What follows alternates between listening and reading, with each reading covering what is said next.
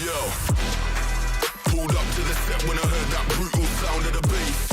Start to feel like I'm dreaming, man, should have seen that look on my face. But I'm so low-key, I'm an anonymous G that I left no trace. But when I step 1 foot in the room, I'ma set this pace. I feel like king of the hill when they're never gonna take my crown. That's the type of my sound, better rise up when I shut this down. I feel like king of the hill when they're never gonna take my crown. That's the type of my sound, better rise up when I shut this. Yeah. My God. Yeah. I feel like king of the hill when they're king of the hill. My God. Yeah, yeah.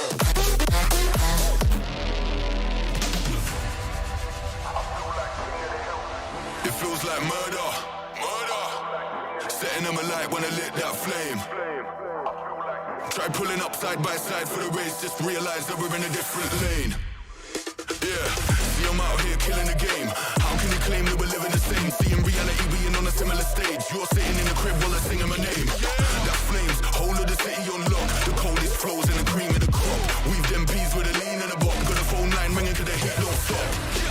I feel like king of the hill when they're never gonna take my crown. That's the type of my sound, better rise up when I shut this down. I feel like king of the hill when they're never gonna take my crown. That's the type of my sound, better rise up when I shut this. Yeah. My God. Yeah. I feel like king of the hill when they're king of the hill. My God. Yeah.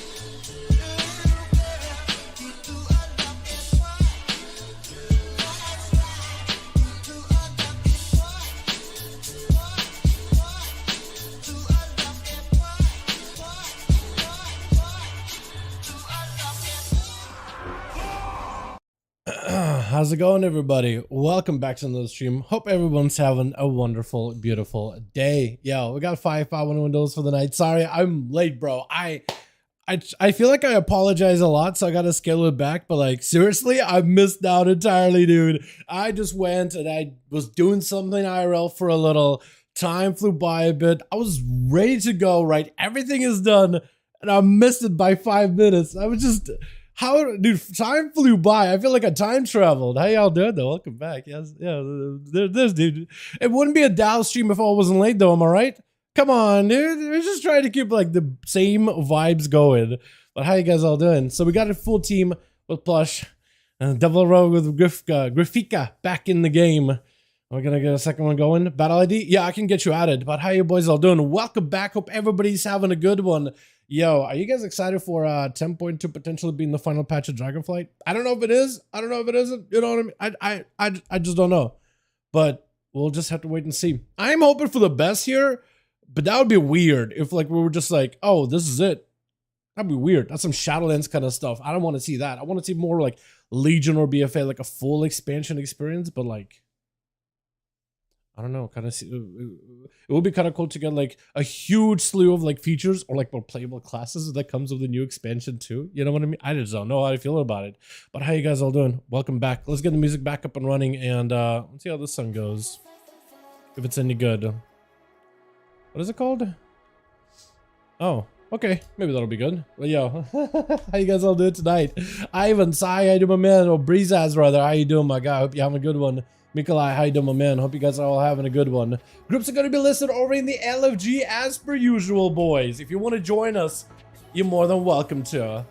But yeah. I still just cannot believe I stepped away for like a minute, and then 5 minutes just like disappeared out of my life. That's a trip. Let's see. All right, so we got a 5-man here. Do we have a second group by chance, or do we gotta make one? Do we gotta make a second one?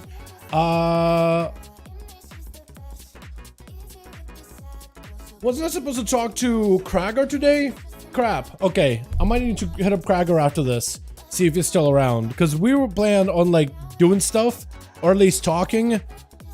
I think I missed that entirely. I'm so bad with EU time zones, dude. I can't do it. I'm doing find yourself, Thrall. Hey. Getting second 5-5-1 group together tonight. Need more homies. Yo, Barack, how you doing, my man? Hope you have a good one. Breeze asks, are you joining us or are you with Grifika this time around?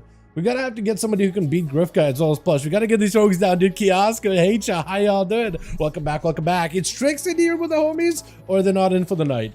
Can you get a Seawork and Grifka setup? I'd love to. One is EU, one is NA though, so it won't work out super well. But yeah, one is NA, one is EU. Maybe if you get on like PTR, but EU has a disadvantage over on the PTR. We got ourselves like a 5-man group.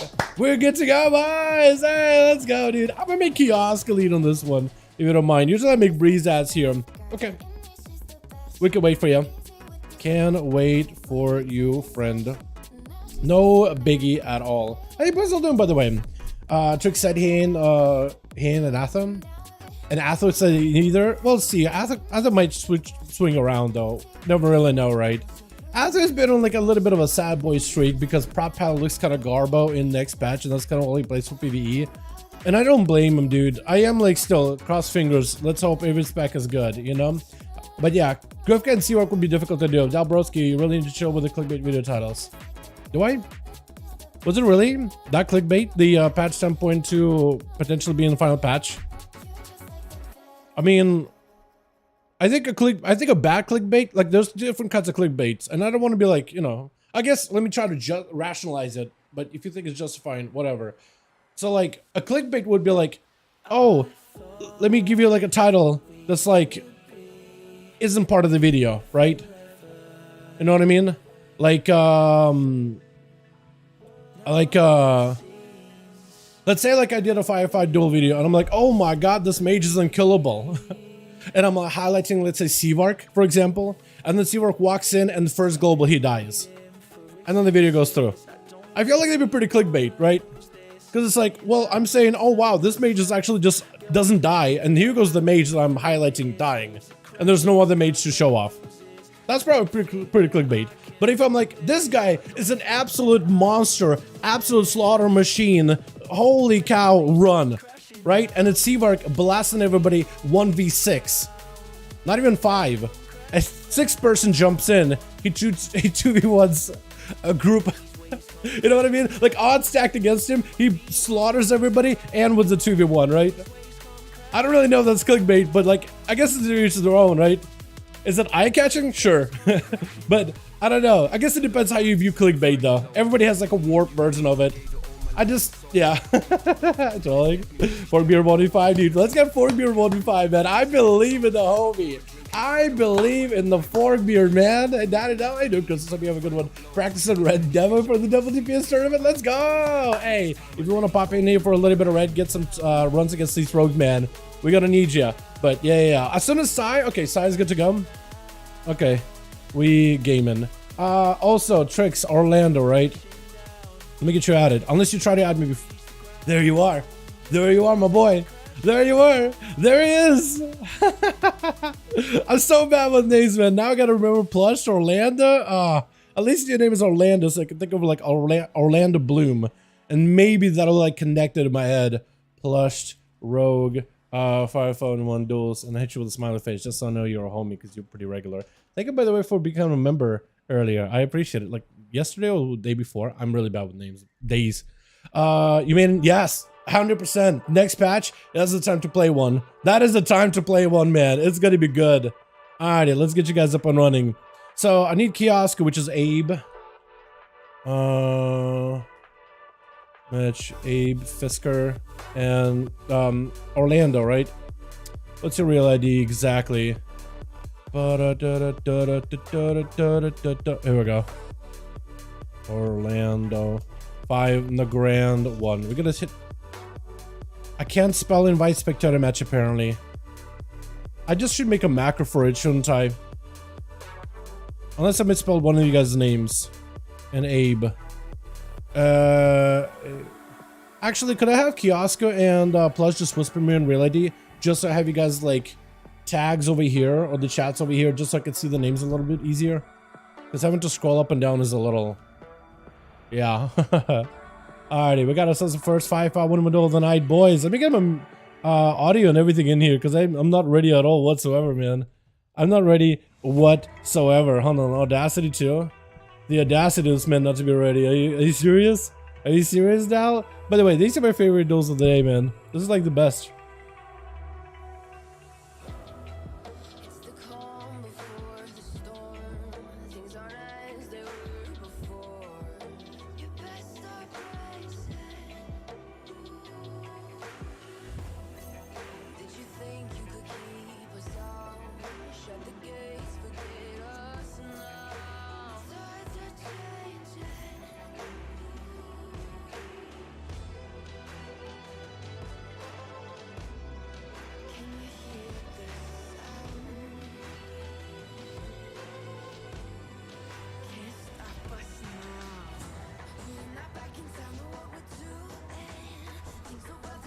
Okay, I think we're good, by the way. Alrighty, switch. We got ourselves Kiosk first out over for the team. On the team, we got ourselves Barak the Feral Druid. We got Heicha joining as a Destro Warlock. We got Olisai back at him, one of my favorite mugs, as well as Thrall Hall. I am a big fan of that Legion set. Looks so good. Kiosko out and running with a pet, and that's going to be Smog first up as an Evoker, nullifying Shroud, not playing the augmentation, instead full developer Evoker. Dev Evo with a big old beams out to Kiosko. Kiosko does go for a fake death, setting up a death shock him. Smog have himself a wall ready to go, looking for a bit of healing, trying to see if he can catch up a little bit of survivability. Getting root onto the pet is still able to avoid a lot of the death shock him value for Kiosko. That's quite a lot of damage that's missing for this man. But Kiosk, I think, is just buying himself some time, trying to be very careful. Once he establishes some proper crowd control with Smog, waiting until the Shroud is gone. That's going to be full burst out of the Evoker. Big fire. Red does get disrupted onto the blue cast, but it's going to be a wall with a bit of CC just to add a little bit of control. That's going to be tricked out of the scatter. Stun right after Smog is in big trouble. Needs something to get him topped off back, but I think the Dragon is just down for the count as Kiosk looking to chop away at the little bits of the man left. That does go in for a final Mongoose bite at the very end. This man just chopping these dragons up. He's going to make some boots out of them. Over to that team 1. Now that the dragon is gone, Katarina ready to go. I'm liking that set actually. That looks good. That tabard too. Don't really see it a lot. Forkbeard on that team. Grifka as well as Plush. The double trouble rogues are back in here. It's Kiosk with a flare. Doesn't really know who he's going to be going up against. And it looks like Timon is still trying to figure out who's going to be up. I guess, yeah. I got you, G. I got you, my guy. G, by the way, I hope you're having a good day, man. Yeah. That's such a. Let me message my guy. Yeah. My God, man. Sub counters Arcane. Arcane is pretty good, but yeah, sub is pretty decent.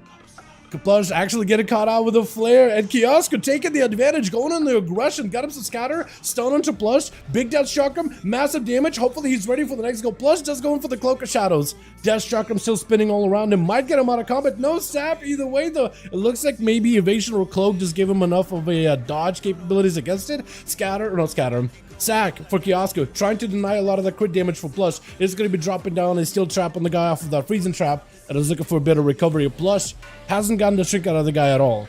You're going to have to chip away at Kiosko's defenses, but as soon as you get a trinket, your next go could be a guaranteed banger. Another kidney shot right after. DR though, so it gives Kiosko a little bit of a chance. Still doesn't stop the rogue from unleashing an absolute flurry of shadow strikes. That's going to be big. Explosive intro flare. Plush has nowhere to go. Needs another vanish right now, but a kill shot's going to get him super low. Death, that's going to be, death throws for the rogue. It does go down. Cheat death does nothing. Kiosko has been cheated before for that death, but he does claim that victory yet again from one rogue. And into the next. Oh no, from one to the next. This is where you would have needed a breather. But it's good. Do you guys just want to switch out and maybe have Grifka go after? Maybe like switch her up, give Kiosk maybe a standing chance, because double rogue back to back, that is rough, man. I don't know if there's a lot of classes that can deal with it. Does go for fortification of bear, but maybe just delaying the inevitable with a bit of a survival of the fittest. But is this man fit enough to survive? Scatter shot, trying to make sure that he can go a little bit aggressive versus Grifka with a cloak. That's going to be quite a bit of damage taken, equalizing each other's health bar, but that is our rogue. They are not going to go down without a fight all that easily. Kiosk is still holding on to Trinket Vanish. Flame gets him on the open. This could be good for the Hunter. Getting quite a bit of damage. Cheap shot right after. Does go for the Trinket. Disarm to the Rogue immediately. Throwing in grenades. Trying to see if he can maybe build up a little bit of momentum into a charge trap. The Rogue has advantage, but a Hunter's Mark is on him. No way to get rid of the Hunter's Mark. So even advantage does not get you reset, but it does give you back your cooldowns, which is going to be huge for Grifka. Wants to go for a kidney shot. This is where Kiosk needs something. Does he have anything at all? No Trinket for a while. He may just need to find a way to pre-turtle a kidney. If he can do that, he'll be golden. Try to see if he can avoid Rogue Scatter. Does he have a stun? Explosive kidney, you just gotta live it. You just gotta find a way to live it. That is big damage to the rogue, but a massive shadow strike, the massive secret technique, there's just not much you can do. Once he has you in their clutches, it is over. He played super well. I feel like the only way you really outplay that is if you just become clairvoyant all of a sudden and find a way to predict the kidney shot with the turtle shell. That's about all I could think of. Or maybe turtle just until you can get your stun back, but even then, like, that's a rogue with cheat death. That was rough, man. That was so rough. As it's going to be cheap shots onto Hechala. Back-to-back Grifka. Not really going in for a big committed opener, but rather a little bit of a hit and run. Get in, slam some damage. Got himself Cloak Shot his back up. Trying out with the Inferno. The Inferno is not really staying on top of Grifka at all. I don't think Shala is playing with any kind of bets. We're not going to be seeing the Succubus play to pull the rogue out of that pillar. It's just going to be down to the Warlock trying to give himself as much damage as possible and hope the damage will be enough. Mad damage out of the Rogue, though. Hechala is just absolutely getting decimated into a blind right after, as Grifka trying to get himself a bit of a reset. Hey, Grifka, really quick, in chat, Grifka, can you comment? Is it supposed to be Grifika, or are you cool with me calling you Grifka? Because I've been calling you Grifka for, like, ever. And at this point, it sticks. I did the same thing to the Christina the Feral Druid, like, for it. It feels like years that I know the guy. That's not his name, but that's what I called him, and that kind of stuck. I'm starting to wonder, like, maybe I should give some respect to this name, because this man is just absolutely slaughtering these boys out the arena. I mean, a rogue walks in. Rogues definitely maintain the dominance for 10-1-7. I do wonder if that's going to change for 10-2, but the fact that the class is getting a revamp and only getting a bunch of goodies week after week of PTR, yeah, I don't think it's going to change. It's a challenge. Try to catch up a little bit of healing. I think Grifka's just denying and delaying his cooldowns. He knows there's a warrior going to be up next. That warrior's ready. The guy's just ready to go. And Grifka, I think, just waiting until I can get my advantage back and get some cooldowns back together. I'm not losing this one. I'm just going to play a little bit close. As Thrall needs to find a way to slam out the rogue as soon as possible. Grifka, the longer this match goes on, the better it's going to be for him when it comes to cooldowns, when it comes to resets, when it comes to just creating a little bit of opportunity for you to catch a break here. But Thrall opening up with a stun, immediate trick out of Grifka, bleed out of Thrall. Grifka does lock him down with a stun. Thrall needs to be very careful with his defenses, but he definitely needs to maximize his offensive value. If you can catch up to Grifka, stick on him like glue, get as much damage as possible, and then limit the time he has in stealth, you might be okay. But we'll see. Does get himself a charge before Grifka gets himself a proper reset. The Shadow Meld still allows him to catch a freshie. And that's going to be no trick out of Thrall just yet. Secret Technique takes the damage as 35% dampening slowly creeping in. Leap it out of there with a fear onto the rogue. Is going to go for a reset. Second wind? Is that what you're trying to go for? He does get second wind. This is an opportunity for Grifka to either stay on the warrior, not let him recover, but Grifka is still licking his wounds from a couple of matches there. Thrall picking up the eye. You got to get in there.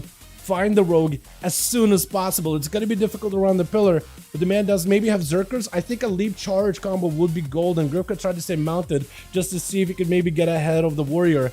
Unless this guy got mobility to burn right now. Stun does somehow land it. I felt like that was literally behind the pillar. Second stun to rotate right after. Gouge does have a Zerkers for this and kidney by Grifka with a trick out of Thrall, committing quite a bit of value. Cheap shot, but a blind most likely is going to meet Thrall once Grifka really desperately needs a reset. Double advantage backup and available. So this guy is back up to full essentially in terms of cooldowns.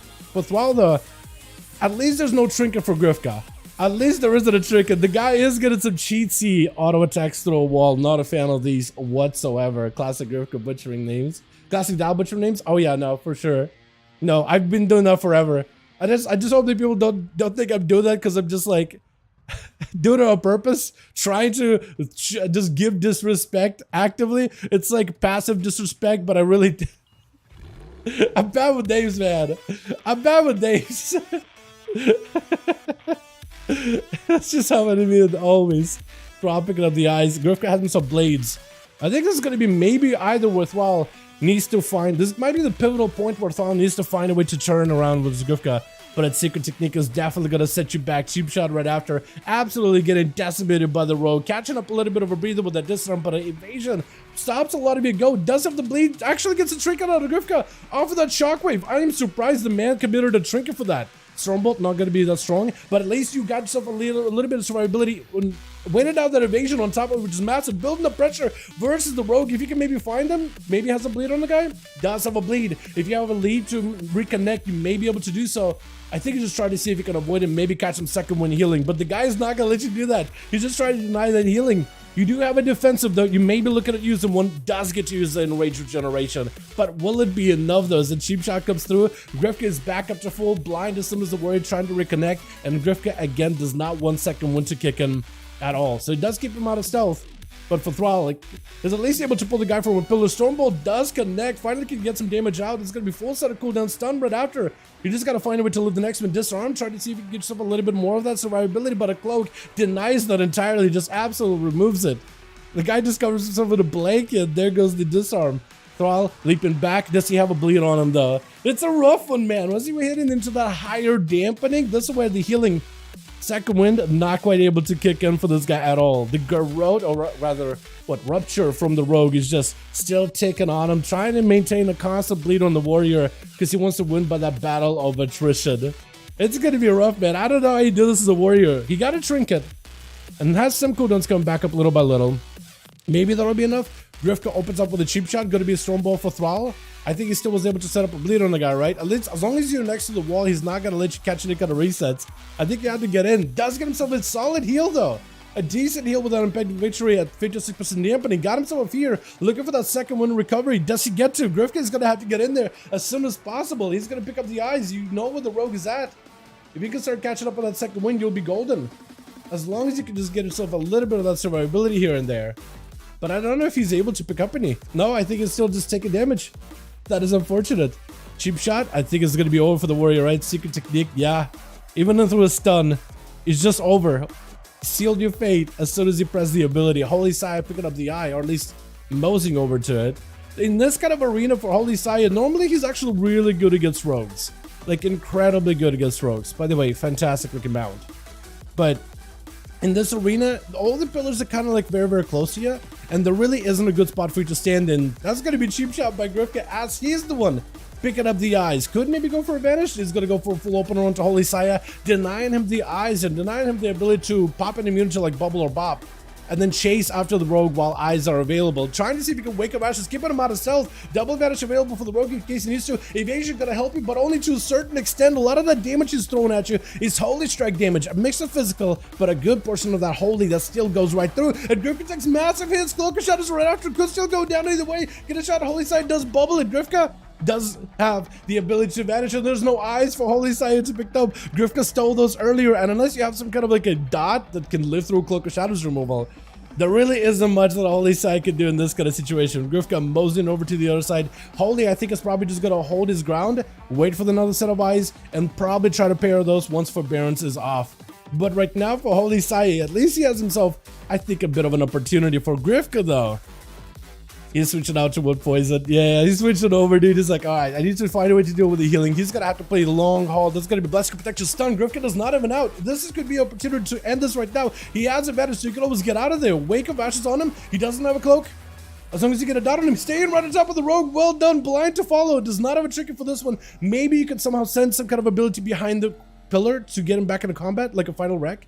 No. Oh my goodness. The eyes are back up though, so for Holy Sire, maybe he can make a play. If he's in a good spot and he sees Grifka, if he catches him out in the open, he might be okay. You just got to be really fast on the draw, but the rogue is right there as you're looking for the next pillar. He sneaks right on top of you, right under your nose. That's over. Sapped you.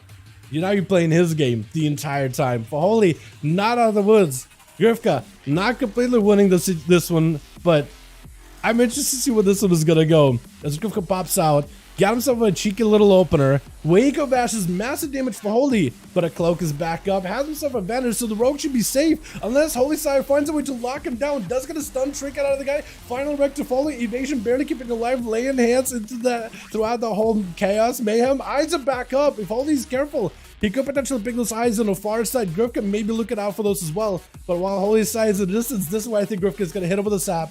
Pick up the eyes, trying to see if he can deny him any eye opportunity. Get a shot right after. A trick unavailable. Holy with the cheap shot right after. Needs someone to live this right out. Could be massive. It doesn't even matter that Emissary just dealt him in. Barak to get in. And this right now. Full bleeds under Grifka. There's no way this rogue can survive this, right? And he does. He accepts it. Literally just sat down.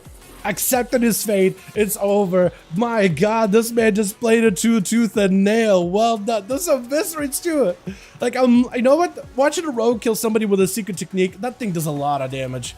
It's just like, man, kind of cheesy. But when the rogue lines up a perfect go, builds up a fat eviscerate, and crits with that, that feels satisfying. I don't know what it is. I think just one you have to work towards, and the other just send it, and it just does damage no matter what. I don't know, something about that just feels weird. Forkbeard, are you playing single Mighty Fury? What is this? Play it out to a Fury, but Baraga bleeds on you unless you got some kind of way to heal yourself. Unless you can get back into combat with Barak, which is what you want to be doing as a Fury Warrior. Getting those bloodthirsts back in, maybe pick up the eyes or something. You gotta find a way to shake off those bleeds. You are in Dark Iron, so you did already remove them with a racial. But right now, you cut this out in the open. As long as Barak keeps you bled up, I think he just wins. Dampen is so high. And Barak does not really need to play aggressively. He could play the long game here because it actually helps him. Charge by Forkbeard, able to catch back in into a reflect, but unable to really stay on top of the Feral too well. Needs to go for damage at some point, but I think it just might be over. Trying to see if he can maybe come back with a bit of pressure. That's actually doing pretty good. Once he gets back into combat, Bloodthirst, impending victories. He's got himself topping off little by little. Barak, though, still holding on to wall, trying to see if he can maybe not use it until the last competitor, but does go in for the bite. And that's not enough. He's still unable to break past the Warriors' defenses. Does Forkbeard win this? Wait a second. If you got a dot, I think it's just over, right? Barrage? Katarina, we gotta get you a proper chance here, but man, the guy just kind of held off there for a while. Grifka with a 4. I didn't even realize he went for a 4 like that. That kind of flew by very, very quickly. Rogue fights, yeah, I feel ya. I think we'll hopefully see more Assassination Rogues and even Outlaw Rogues next patch. Their player are less around self. Like a reset is still important, but man, I think if we can get some variety that isn't just sub-rogues with their vanishes, I think it's going to be golden. And the stuff that Assassin and Alpha have gotten, I think they're going to have quite a bit more of a bite to them than before. Whereas Subtlety just kind of goes back to, it goes backwards. The other two specs go forwards, which is going to be kind of fun to see. All right, if you guys are ready, let me know if you got groups. If you got 5 and you're ready to go. Yeah, that's all I had of Max. You're good, my guy. You're good. Yo, well, let me know if you got 5 or if you're looking for more. I'm sure we can get some boys in the chat to join you. But yeah, Rogues popping the candy as always. Dude, yeah, Rogues. And hey, this new patch, like, look, I'm a Rogue main, right? I love the fact that Rogues are getting changes. I am concerned about them keeping Subtlety as strong as it is for PvP, at least for 1v1s, right? Because I don't think it's like super like insanely incredibly busted for like 2s, 3s, because that's, you know, the game is usually balanced around 2s and 3s, and their sub-rogue is fine. But in 1v1s, man, you know what I mean? How do you join? Anyone can join. We got groups listed over in LFG. One is offline, so I'm gonna need one more. Okay, invite. Other team needs one more. That's one, then we good. Let me show you how to join in. If you guys want to join, we're doing these today over on the EU. As soon as Chaos can pass me a lead, I'll set it up. Beautiful. So you'll find our groups in Dungeons and Raids, Legacy Raid, and it'll be just under 5V5 1v1 Duels. That's really about it. That's where you find us. We do it in LFG like Raids Legacy section, just so like if we post it in RBGs, like we get people that want to do RBGs and they have no idea. They don't really read the part that says duels, so they just gotta run in and just it becomes a 2v1 mayhem. And we just gotta post it here just so we can get it out of the way, because who the hell's queuing Molten Core? But so we can use cross-faction stuff. Okay, we're good. Okay. We good. Gonna queue. Jareem, how you doing, man? Hope you're having a good one. I'm gonna pass you the lead again, Kiosk, and we'll get back in here, yeah? Meant to go second and one. It's not gonna affect Yasuko is printing. Okay. Fair enough. I was just thinking like it'd be cool if the rogues got separated a little bit, but like, cause you know, you guys are only the weakest class in duels. You know what I mean? It's so pretty easy to go from one rogue to the next. That's all I'm gonna say, right? I was just thinking, man, Kiosk probably could maybe win against Grifka. It's a tough one, but like the only way he could do it is like if you got maybe a breather class to go in against, get some cooldowns back, and then have yourself a proper go versus a rogue. But yeah, if rogues go first, send me first. Kali Sai is just like, yo, send me in there, friend. Send me in there. Okay. Here we go. I'm gonna change it up the arenas we do. Are these on retail? Yes, they are. They are on EU. Friday, which is today's stream, is on EU. You guys are more than welcome to join it over on the EU side. Tomorrow, we're going to be doing these over on the NA. So if you want to pop in tomorrow, more than welcome to. Let me get the copy, the post about like how to join in, right? I just have it pinned. How to join. There we go. Okay, wait, no mind. Okay. Okay, now we're good. Now we're actually good.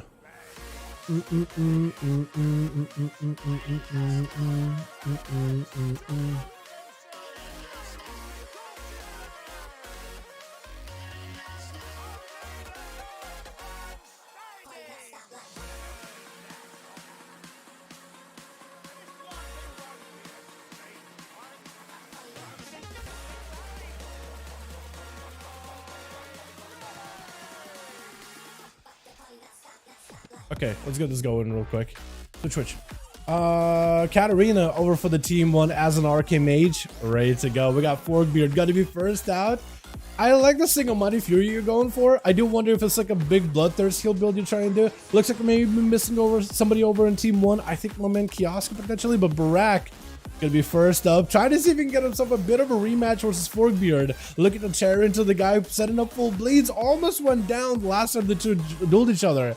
And Barak just going in, just choosing violence for the day. Full incarn, big thorns off the bat, and Forkbeard having to go for offensives, not really pressing the defensive button whatsoever. So maybe his Bloodthirst focus build might be maybe doing some kind of work here. I'm not really sure. Does end up using his rage regeneration, so might be a little bit of a weird spot for him. Barak looking to back away, but he's feeling the pressure from a Fury Warrior. If you're just letting a Fury Warrior beat up on you the entire time, there really isn't much you can do. Eventually, you do topple him. Barak is actually trying to see if he can claw his way out of that situation. Does get himself a stun onto Fork, but he goes in for a quick trinket. Unless you got himself a root, the man having to play defense. Thorn's the bear for him, but Fork, while the Thorn damage is going to be quite awful to play into, especially if you play into, you know, rampages, multiples of those, that's just gonna end up ramping up the Thorn's damage on you fairly quickly. The man is just feeling brave. As long as he's in combat, as long as he's dealing damage, he's able to heal, maintain, and also overcome. Stun, but Barak finally got himself a proper CC, looking for a reset. Maybe looking at a Heart of the Wild situation here, honestly. Looking to catch up a little bit. I think he's got to find a way to rip some bleeds into Fork, put some dots on the guy, let him bleed out for a little bit, because so far fighting this warrior one-to-one is not working out at all. Leap around the corner, does not get to connect. So far, Barak is able to get himself a bit of a reset here, looking for a re-stealth yet again, but Fork, he's not really taking a lot of the bleed damage. Not really wilting away as fast as I would expect him to. Or for the team 2, we got ASUS Holy Sire, by the way, waiting in the back. Jareem joined in as an RK Mage Thrall. Holly, we're missing my man Kiosko. Hopefully we'll be able to join in, just hopefully still just a loading screen.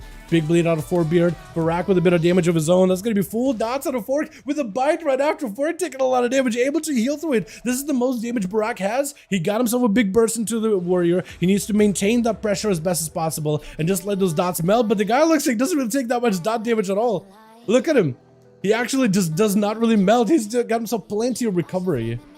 Man, that's unfortunate. Lagged out? Oh no. So that means Team 2 is going to have to hold forward without Kiosko.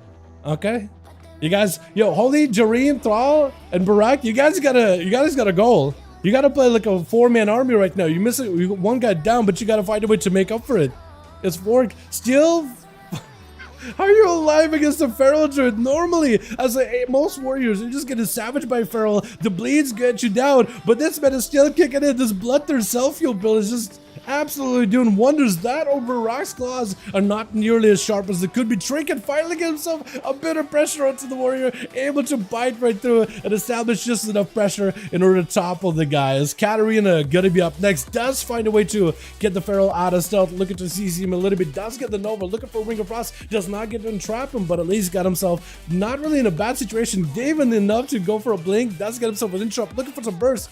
Barak is gonna have to be very, very careful. This is a mobile mage picking up the eyes just to deny the Feral stealth. That is actually so good.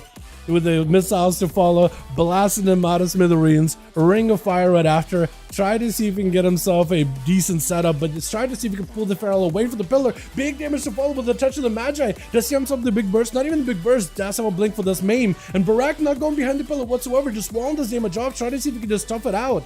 Bleeds are setting on the mage though, and it's maybe the guy's gonna start really eating some of the pressure as Barak looking to beg the hell out of there, but the mage's not letting you get any kind of cover whatsoever, just absolutely harassing you to try to get some line of sight behind the pillar. Missiles blasting you out of smithereens. The man is absolutely under a ton of pressure, even enough to Barskin. You don't really have a lot of defenses to work with.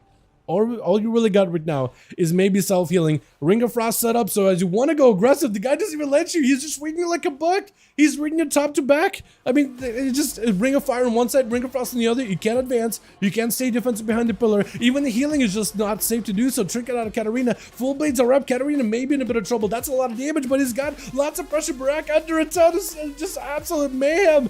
Barrage could just end you right now. Doesn't get to, barely surviving. But actually, yeah, literally barely surviving. Bare form with that. This is going to be more shifted power out of Katarina. Barak not completely done. Heart of the Wild letting him stay afloat here a little bit longer, but the man finally catches a reset. Katarina needs to find this Feral as soon as possible. Dampening, slowly ramping up little by little.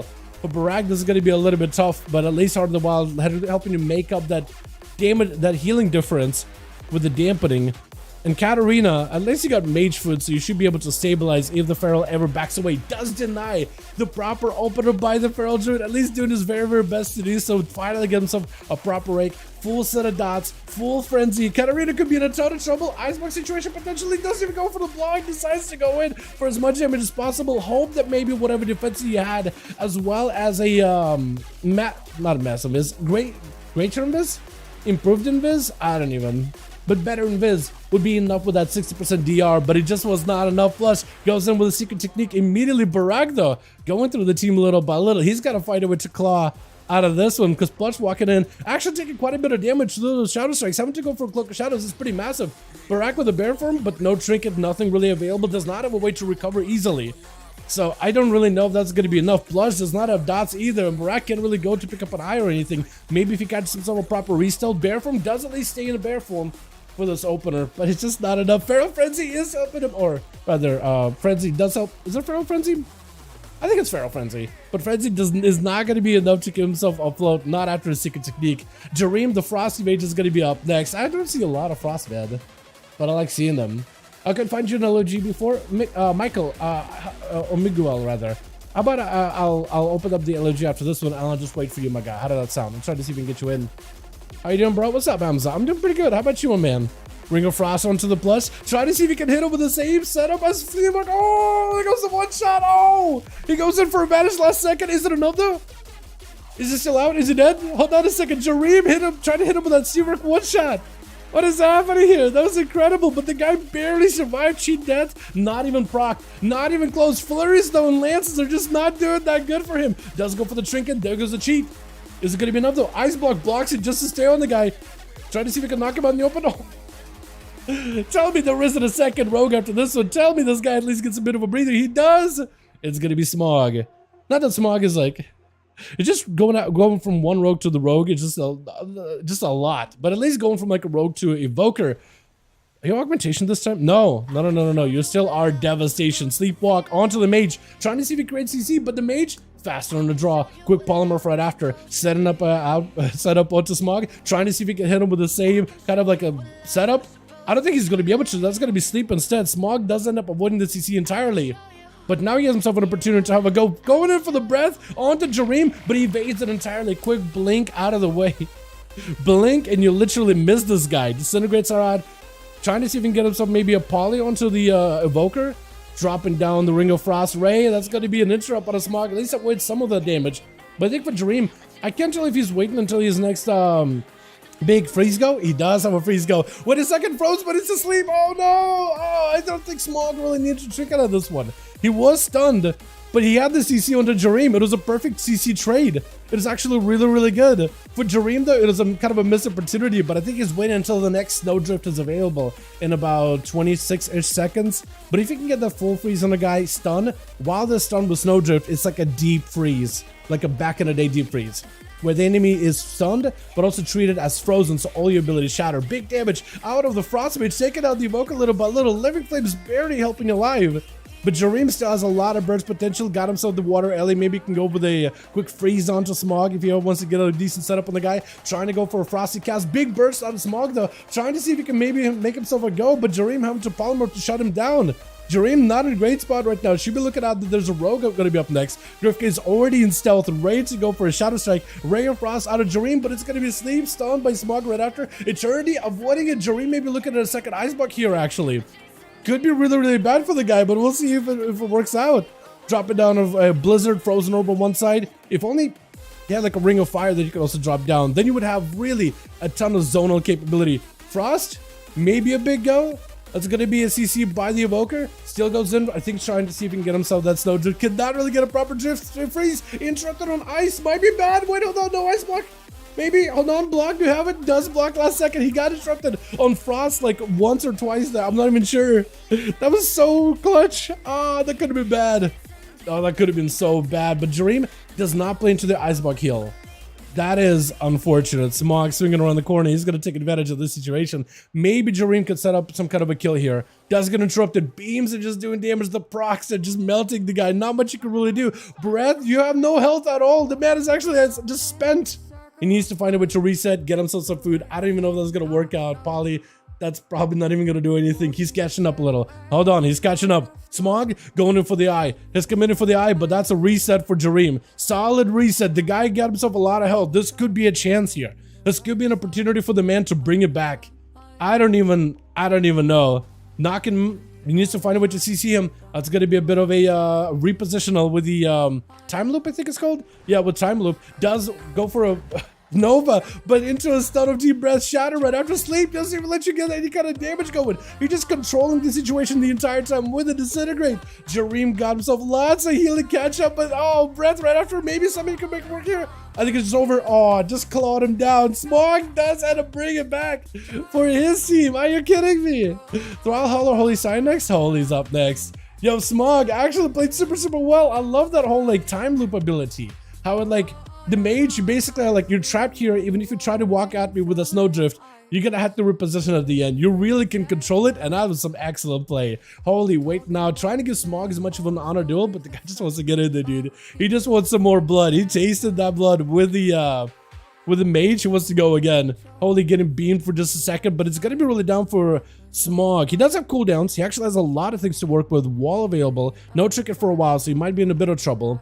But as long as he can maybe like avoid the stun, or at least limit the value of a stun, he might be okay. Rune into Holy Sire, that's gonna be stunned. Nothing for it ahead of time. And Holy got full crusade roaring in. I think for Smog, it just might be lights out. Got himself almost an animation of deep breath, almost completed. But man, that was rough. That was rough. Grifka trying to see if he can get himself, I guess, another go versus Saya just burning full set of cooldowns, picking up the eyes, and Holy does get himself at least an auto attack on the guy. Trinkets for a blind, looking for that Searing Glare. Cloak of Shadows just to remove it. Holy taking a lot of damage. This is gonna probably be immunities here really, really early on. As Grifka just, oh no, that burst out of left field. Just one global away. Oh man. How many times has that happened already? Dude, rogues, man, just a crit and you're done. Split second decision. Do you throw? Do you just get yourself a little bit of resources? Are you okay? Or just like panic bubble? Not want to spend immunities? I guess so, yeah. Next game, 6.5% dampening. You could prolong it, but I guess unless you get yourself, it does feel like sometimes, unless at least for you, Brizaz, unless you, or Saya rather, same person really. Unless you go in for the full set of cooldowns, it's rough to fight a rogue, especially when you know you gotta go through so many vanishes. So I feel you on that. I feel you, honestly. As it's gonna be Grifka trying to see if we can get away from Thrall. Thrall, I mean, I don't really know. I'm hoping, man. Hopefully we'll see Thrall maybe bring it back for the team, but a warrior set up against a rogue. I feel like his arms could do it because Dalaran was pretty good against fighting, against rogues specifically. I just don't really know if you can win his Fury. That is something I don't think we've really seen that often. Normally, you imagine Fury is just a juggernaut that can just like heal itself while in combat, and you should be able to outlast a rogue. But man, the resets and the cooldowns is just rough. Disarmament to Grifka does go in for evasion, and he's going to be able to swing a kidney shot back at the Thrall. Lots of damage, does have a big defensive dampening is really high, so you're not really going to be able to heal a lot. Grifka, I think, tried to go for a reset just now, Shiv onto Thrall, but the man can't really reconnect, did not have himself a either charge, or was not far enough to in order to be able to get himself a proper charge back at Grifka. Trying to keep him in combat best as possible, does get himself a reset either way though, and Grifka is out of there. As Thrall, I think, is still bleeding, probably a rupture still, leaving a sore wound on him, cannot really fully start recovering with that second wind. Is able to break out of that gouge for just a second though. I guess the dot did it. Big defensive Thrall, catching up a lot of healing, fighting through the pain as best as possible. Stun into Grifka. Does not really have a lot of big offensive cooldowns. Can go for a rag, but you kind of want to combo it together with Avatar if ever possible. And Grifka does get himself a clean getaway. Shadow Blades at the ready. Does not have a lot of defenses though, so maybe if Thrall can just live this. Grifka does not really have that much longevity. Maybe he can catch himself a reset. Does have a Shadow Melt. Does have a trinket. But without those two vanishes and evasion, maybe it opens up an opportunity for Thrall to find some kind of like a break for a victory. As Griff getting hit with a stun into a second stun right after, does go for the trinket. Bleed is on the rogue, so it's going to be a little bit harder for you to reset. But he's not really leaving Thrall alone at all. He does has a bleed. It's going to be hard for him to really get himself a proper go. Thrall needs to use mobility with a leap charge, I think, around the corner at some point, just to get back over to Grifka. But a kidney shot built up right after. Cold blood, secret technique is just over. Massacred the boy right then and there. My goodness. Grifka with 2. Holy Sai with 2. Jareem, I honestly was thinking, oh, we got to get some Frost Mage in here. But man, that was rough. The Evoker played that one super, super well. I love that. Let's get us another one going. No mas. Let me know if you guys got 5. Otherwise, we'll need more. And if you guys do need more, that's perfect. I'm always down for fresh blood. But yeah, if you need more, let me know. Otherwise, we'll just queue again. Let me get the release saved up as well. Do you think the expansion is going to have visual updates for all the classes? Like, do you think we'll get changed abilities like the Evoker? I haven't thought about it, but now that you mention it, yeah, I think it'd be cool to get some new animations. I think visual animations, clarity, or just, I think a visual change would be good, right? Because, like, why do we see all those Covenant abilities from Shadowlands? Like, a warrior throwing in a Spear of Arcane Energy, kind of weird. Like, Grippy Hand is fine for DK. Sepsis for Rogue, like, couldn't it just be like a poison bubbles or whatever? But I guess, like, it's blue, so I guess it's cool. But, like, an Arcane Spear, kind of weird to look at it. You know? I'll join for one. Hell yeah, man. If you got a spot, I'll get you in. As soon as we got a spot, my guy, I'll get you in. So I'll walk in like a Giga Chat, dude. Just walking into a life of, walking into uncertain death potentially.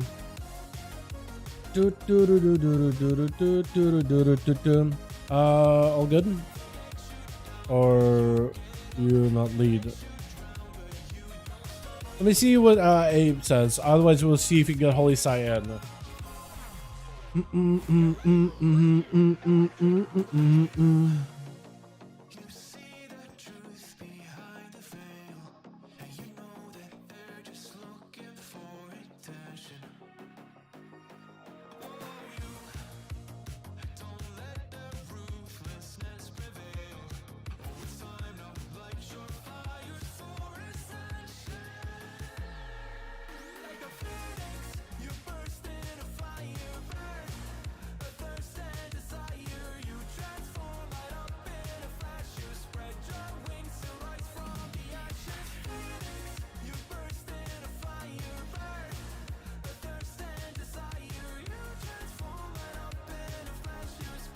Good, I'm lead. Okay, are we chilling? I'll get to know the going, yeah. Let's do Lordaeron. I feel like we do Lordaeron super late into the night. I kind of want to save. I feel like I do Blackrook Hold and Blade's Edge too often, chat. I want to save those for later. I don't know what it is. I like this arenas a lot, but I do want to save them for a little bit later.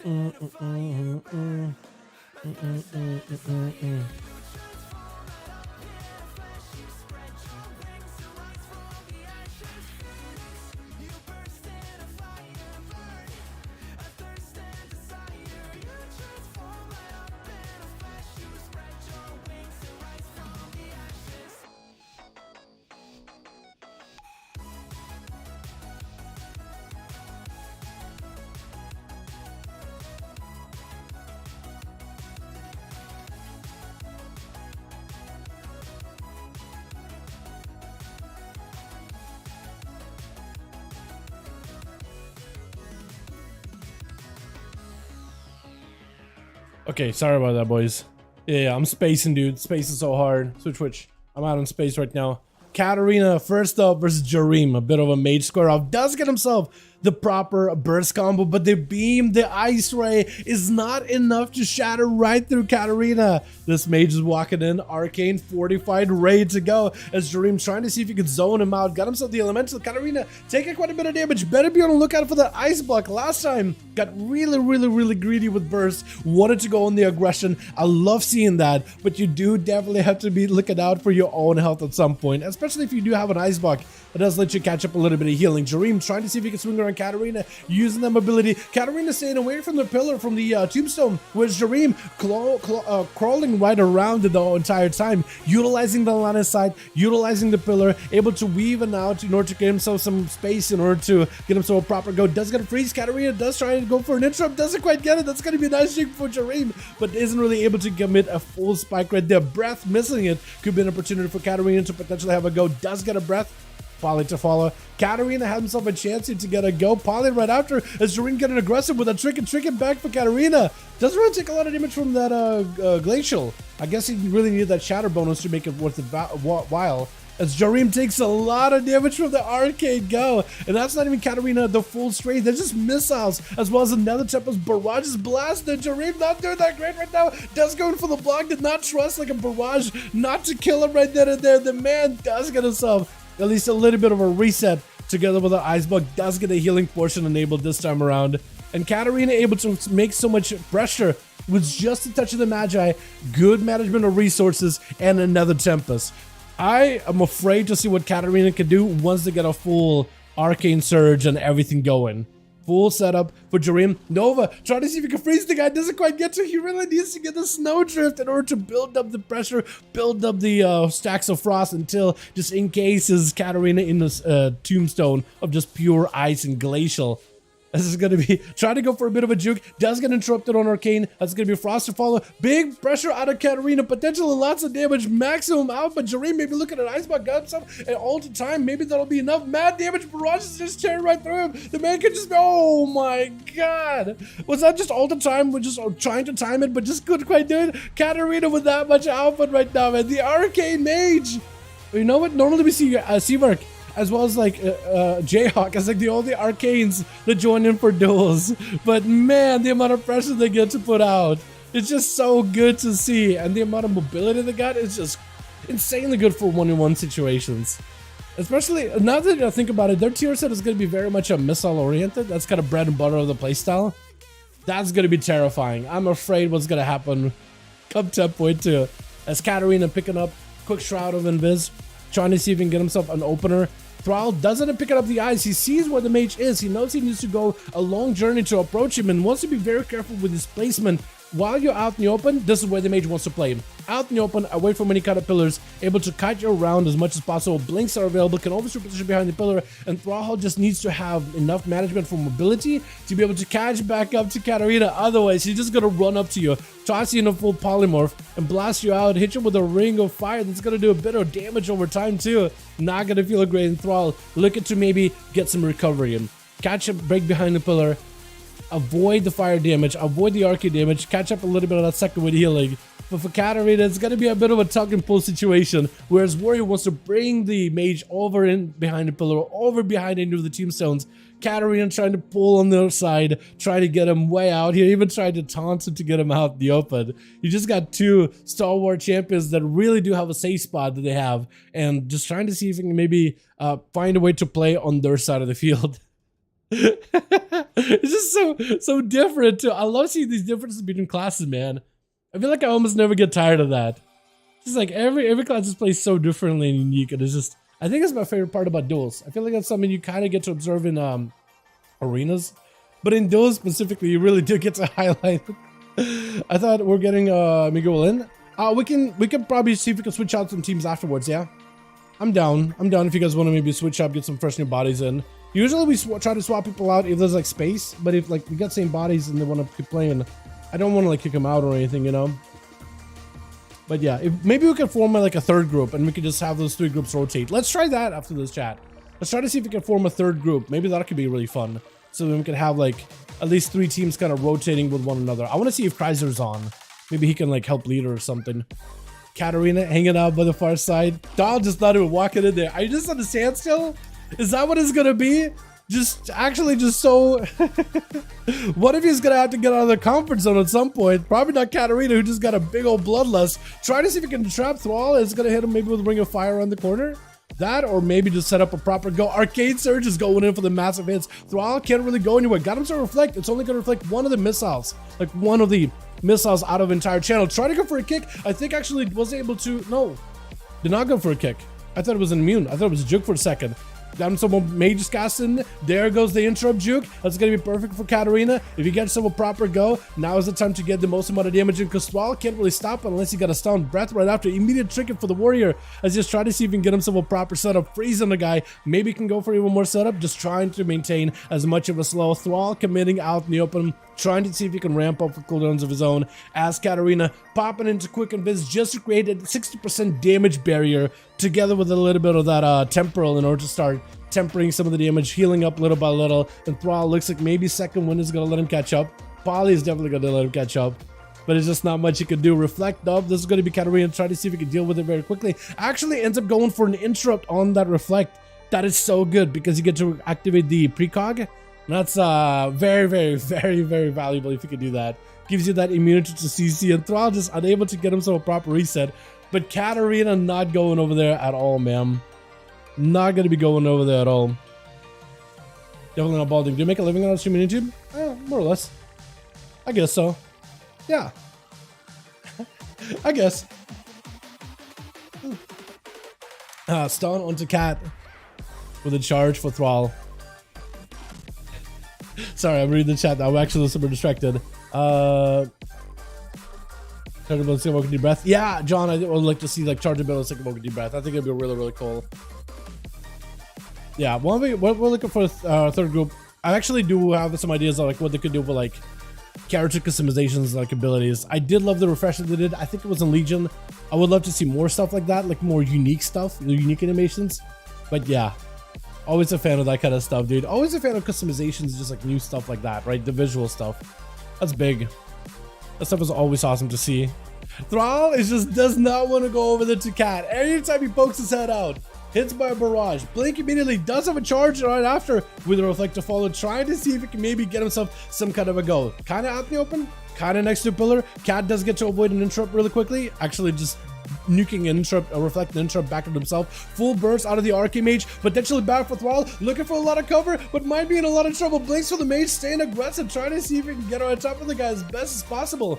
It just keeps blasting him out. There's going to be yet another set of missiles touching the magic, a lot of damage. Barrage at the ready, knocking him back to try to deny the enrage regen. You can't really waddle over to the mage. No health at all. I think it just might be over. Nova picking up health last second. Got himself last minute reflect, but it's going to be an interrupt for Cat. Looking for those barrages. Trying to see if you can just end you, chipping away at your health little by little. Needs just a little bit more, but I think might just have you, Thrall. Oh, no.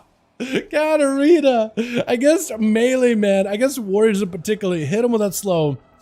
Just absolutely tangle him. Drop him to an absolute just crawl. But yeah.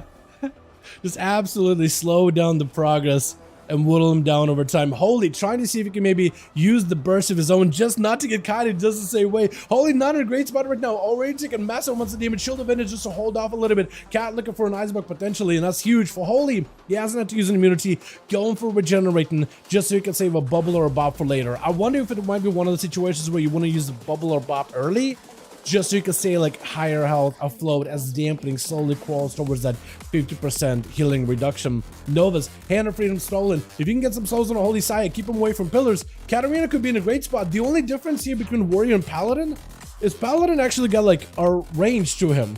They actually got quite a bit of a reach with abilities.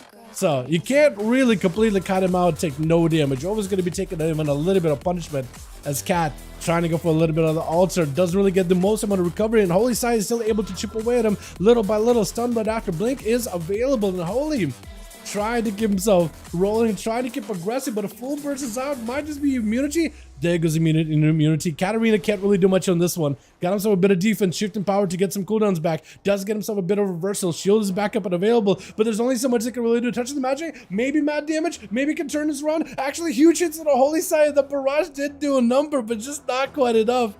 Touch of the magic should maybe be able to break the Shield of Vengeance. Potentially? No, it fades.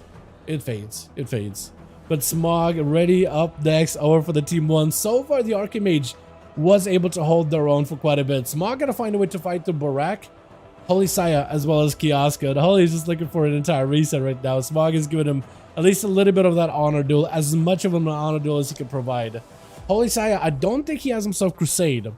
So without his massive offensive cooldown, he's gonna have to find a way to utilize mobility, crowd control, and defenses just to buy himself a little bit of time until he get himself a big burst. And there it goes, absolutely massive damage onto Smog the Dragon. I don't think this man was expecting it. Needs some kind of a heal right now. Sleep onto Holy just to give himself a little bit of recovery. Going for Eternity Surge, looking for the quits. I don't think he gets him laying in his last second for Holy, and does end up slamming down the Dragon from a distance. My goodness. The man did end up unleashing the most amount of damage last second, with Plush actually walking into Consecration. Super unfortunate. Kiddish on to Holy. I don't think there's an out for this one, right? I think it just might be over. Yeah, I might be over. That's over. That's done with. Kiosko up next versus Plush. He got a Warrior as well as double Rogue to get through. Is able to land a mark shot, or punching mark onto Plush. Is able to give the pattern on him. Blind out of the Rogue really early. He's looking for a bit of a reset into a gouge, but it is going to be a bonding shot to stop him. Blaze still can go for a kidney shot. For Kiosko, this could be really bad. Got himself pet sack in order to maybe live this. Not seeing a secret technique right now, so at least it's kind of sort of good. Freezing trap to at least stop the Rogue for just a second, while the Rogue is still holding on to a trinket. For Kioska, it's going to be quite a lot to get through. I think he just got to find a way to get some big pressure onto Plush. Got himself Death Shock him, vanish out of the Rogue. Flare down, but still able to get the guy out in the open. Is able to go for grenades. At least able to put in some pressure. The Rogue is going to have to rotate defenses as the Cloak of Shadows comes out. At least able to root him down in place. The guy is not really looking at Kioska. You're not really able to dodge any attacks if you're showing the man your back. And Kioska does not get a Hunter's Mark on him or anything. But as long as you can get yourself even a little bit of reset, like a camo, that's going to be golden. Maybe we'll look it out for the eyes. But right now, whoever gets the first opener, I think it's going to be the best spot, and Plush does get caught out. Hunter's Mark, he cannot really stay in stealth at all. And if Kioska goes in for his scatter opener with Death Chakram into a stun right after, Plush is going to have to trinket something here, and scatter could be the ability to trinkets off the bat. As Kioska is going to be able to start getting maybe... No, oh, now he's getting some damage in. Bonding shot for this one. Plush maybe trinkets out of that. That's a lot of damage taken. Does see himself a go. Gouge to Kioska, taking a lot of damage right now. Just cheat death. I think it's just over. Kill shot, vanish. Oh, shot him build. He's still not out of the game, though. Hold on a second. He's trying to have himself a go into Kioska. Took a bit too much of a bite. It's going to be a blind immediately. Send the pet in. That thing maybe can finish him. Rogue starting to catch up a little bit of healing, though. Actually, quite a lot of healing. Harpoon to pin him in place. Disarm, but it's not really going to do anything for you. I don't think the Steel Trap was able to do anything, but a kill shot for Kioska doesn't have taken him out. Forkbeard up next. At least this gives Kioska a little bit of a, hopefully, a bit of a easier matchup of back-to-back, because Warriors compared to Rogues, a Warrior I think is definitely more doable, a lot more kiteable, and a lot more manageable compared to Rogue with those vanishes and resets. But we'll see. Kioska is making sure to lay traps ahead of time as Forkbeard. I love the Smog, man. Look at this Gladiator looking kind of guy. Gladiator of the, like, the, what am I thinking of? Olympus, I guess? That could work, right? That could work. It's like Centurion helmet, big axes. A fan of that one, honestly. That's gonna be real flag. Forkbeard slowed down to an absolute crawl, and Kiosk able to take free pot shots at the guy with those Mungus bites from a distance, just trying to see if he can whittle him down. Has himself a disengage saved for the next shard. Stormbolt out of Forkbeard, finally able to get himself at least a little bit of healing, but down back into the slows, back into the traps. It's not gonna feel great at all. Just a kill shot away. Freeze the trap to make sure Forkbeard does not get any recovery. Kiosk get himself some cooldowns back little by little. Still trapped to see it's a couple more hits, it's a couple more abilities. But the longer it goes on for Kiosk, it's actually kind of good kill shot, not enough to break through the warrior, but just needs a couple more globals. Does miss the stun, and Kiosk is able to go for a Mungus bite. Hopefully, Kiosk was able to spend enough time recuperating cooldowns. Does get a stun into Grifka immediately. Could shrink out of this one. Maybe a situation where you do. Big cheat, cold blood, secret technique. That's going to be mass heal for Kiosk. Barely any healing at 83% dampening. Trying to see if he can maybe get some counter pressure into the rogue, into a disarm right after with a tar trap to slow down his approach. Blind onto Kiosk. Did use a human racial to break out of a stun, so he does not have an out at all. Cloak, or turtle shell rather, immediately trying to see if he can get himself as much healing as humanly possible. Grifka no longer has a trinket, so this could be pretty bad. Grifka does get himself stunned with a biting shot. Kiosk maybe with a freezing trap. No, he doesn't have an out. I think it's just over unless somehow Rogue does not have the damage. Yeah, there's just no way he doesn't. There's just no way he doesn't. Barak charges in, does not get himself a proper stun, maybe super DR'd versus Grifka. Goes in for a trinket, trying to see if he can get the dots in, but the Cloak of Shadows does let him shed the bleeds entirely. Vanish before the Feral can really ramp up any more pressure afterwards. And I think maybe he has a still, no bleeds. He's actually clean. It's actually squeaky clean. Barak sitting kind of lowish on health, made to go for Heart of the Wild, big healing, picking up the eyes to find the Rogue, but I think it's just over. There's just nothing he could do at the end. That is rough, man. That is rough. Katarina does get himself quite a bit of damage as the Arcane, man. The amount of power Arcane has is actually just impressive. It actually is just amazing. I love seeing it. I love how he just kind of like walks in, doesn't really care for his own safety. He just like focused on slamming whoever's in front of him as soon as possible. I love seeing that. Let's get us just another one going, boys, yeah? Uno mas, uno mas. Yo, let's get us just a third group going. If you guys want to join in, I'm gonna open up another group. Just if you guys are interested. If you're not in the group right now, but you want to join, play some 5v5 1v1 duels, we'll have a third group listed. I'm going to give it like maybe a couple of minutes to see if we can get it up and running. The other two groups with Kiosk as well as Plush, stay as you are. Oh my mental! You're kidding me! Oh no, why are we getting my boy in here? Oh, I gotta get you played. Okay, can we get 3 more to join this group so I can watch my man Tell play the game? Can I watch this guy just perform? I miss ya, Tell. Hope you're doing good, my guy. Seriously, I missed ya. Bibs, get in here. Get in here. Just 2 more, and we're set. Hey, Miguel, if you want to join, now's a good time. We got a group listed. If you want to pop in, here it is. Can I see if Kreiser's on? Where's my man Kreiser at? Kreiser? Yo, wait, these all runes are on. Hey, if you... Hold on a sec. How do I convince Kreis to join in? Hey, slamming in ruins. If you want a duel, I can get you. I can get you a spot. God, I can't spell. I can't type. Beer left? Griff left? No, that's unfortunate. Okay, so you Griff left, beer left. That's unfortunate, but it's all good. It's all good. You want to relist it, Orlando, or how you feeling about it, my guy? Let me see who else I haven't seen here in a bit in these duels. We're 4. That's not that bad. Just doing Uno mas. Hey, Obliv, duels tonight? I'm just gonna ask Obliv. I feel like he's just been kind of like not really in the mood for it, but I feel like I should ask him anyway.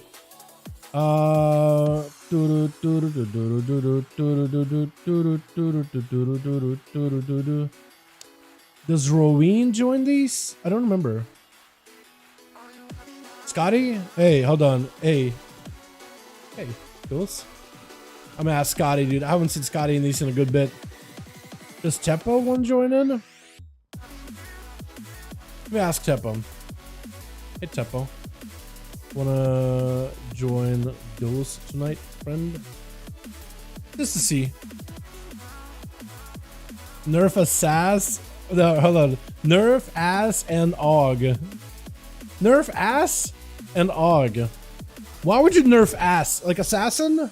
Or are we just talking like, just like ass in general? Like the concept. Like the legendary trio. Teeth left, beard left, hair left. Love this days. That's pretty good though. Listed already? Awesome. I do want to see if I can form this group together real quickly. Because watching Tal play, I miss that guy. I miss that man. Oh, good friend. Oh, you friend. I don't even spell Gucci. Is it 2 C's? G-U-C-C-I, right? People even say Gucci anymore. I just want, because I usually just respond with all good friend. I just want to mix it up a little. Into. Okay, we'll just let him do his thing. Hey, hold on. Hey, Koopa. Hold on. Maybe is down. Duels tonight, friend? Let me see, because I haven't seen Koopa in a good second, man. Maybe he'll be down. Maybe he'll be all cool with it, because we just need 2 more, but this team is set. Kiosco, are you all 5 and ready to go, or are you guys looking for more? By the way. Wait, no one nerf ass the Mighty Booty win every time. That's what I'm saying. Yeah, I'm like trying to get it. Is it like a nerf assassin rogue? Because I would disagree with that. Or is it just like nerf ass, like the concept in general? Another thing, and then I would just imagine that the statement is just a crime against humanity. Not really for it. Not next time. Sounds good. Sounds good. I feel like Obliv's been ghosted with this entire time. Obliv is down to join in if Athos in. Otherwise, it's like, nah. Arthur's in, I'll join in. Let's go. Wait. Jayhawk is Katarina? Jay! Why did you tell me it was you, man? Ezra? Hey, let's go. Get you in. Yo, is hey. Is your... Hold on, Scotty said something? All good, friend. Is Mikol around? Is Mikol around by chance? The warlock friend? We just need +1. Maybe I'll get Cries in here. All good, homie. Hold on. Cries is a Q in actual 3s though. All good, homie. Hope you're winning, son. Now you asleep? Okay. Okay, so we just need Order Moss for this team and we're good. And I'll get him queued. Let me just ask you real quickly. Need 1? Okay. Okay, so we'll get you guys a +1 afterwards.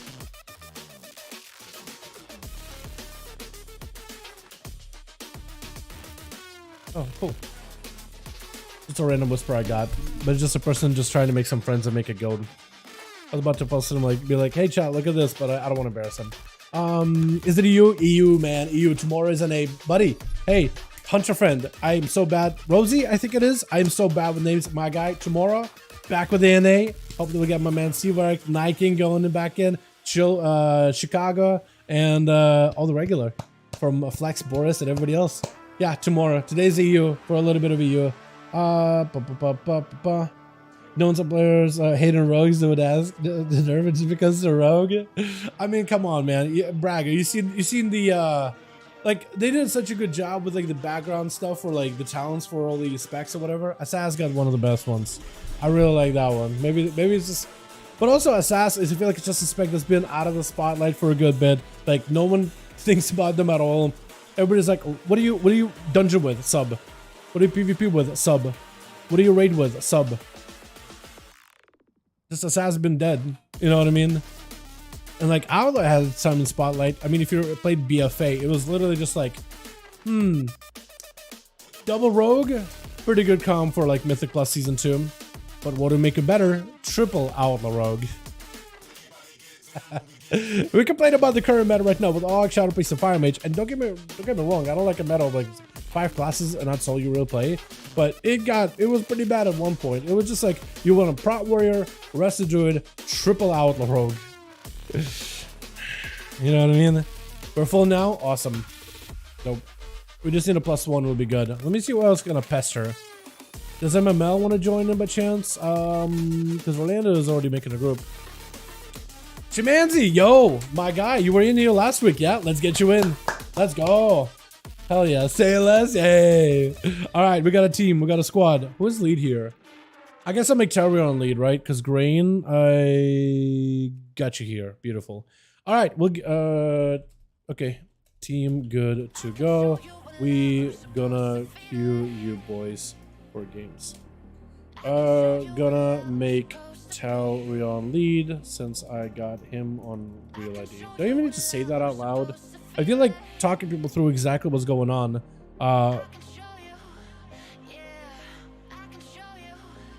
Is probably how I should do it, but maybe I should, as Buddy says, say less. You know, maybe I should just say less. Do your thing. Let's do Blackrock Hold, man. I'm feeling like a Blackrock Hold. We'll do and Grain. Blackrock Hold. I like Blackrock Hold as an arena. I think it's solid. But yeah, I got Rena. You guys are dropping like flies. Plush, keep the group in there. If you guys want to join Team Plush, LFG, Raids Legacy, get him in there. Worst to worst, maybe just worst to worst Plush. If you guys are around for long enough, maybe you guys can like help fill spots between these two teams as like people drop off as we get into like the AM for the EU. You know what I mean? Like super AM for the EU.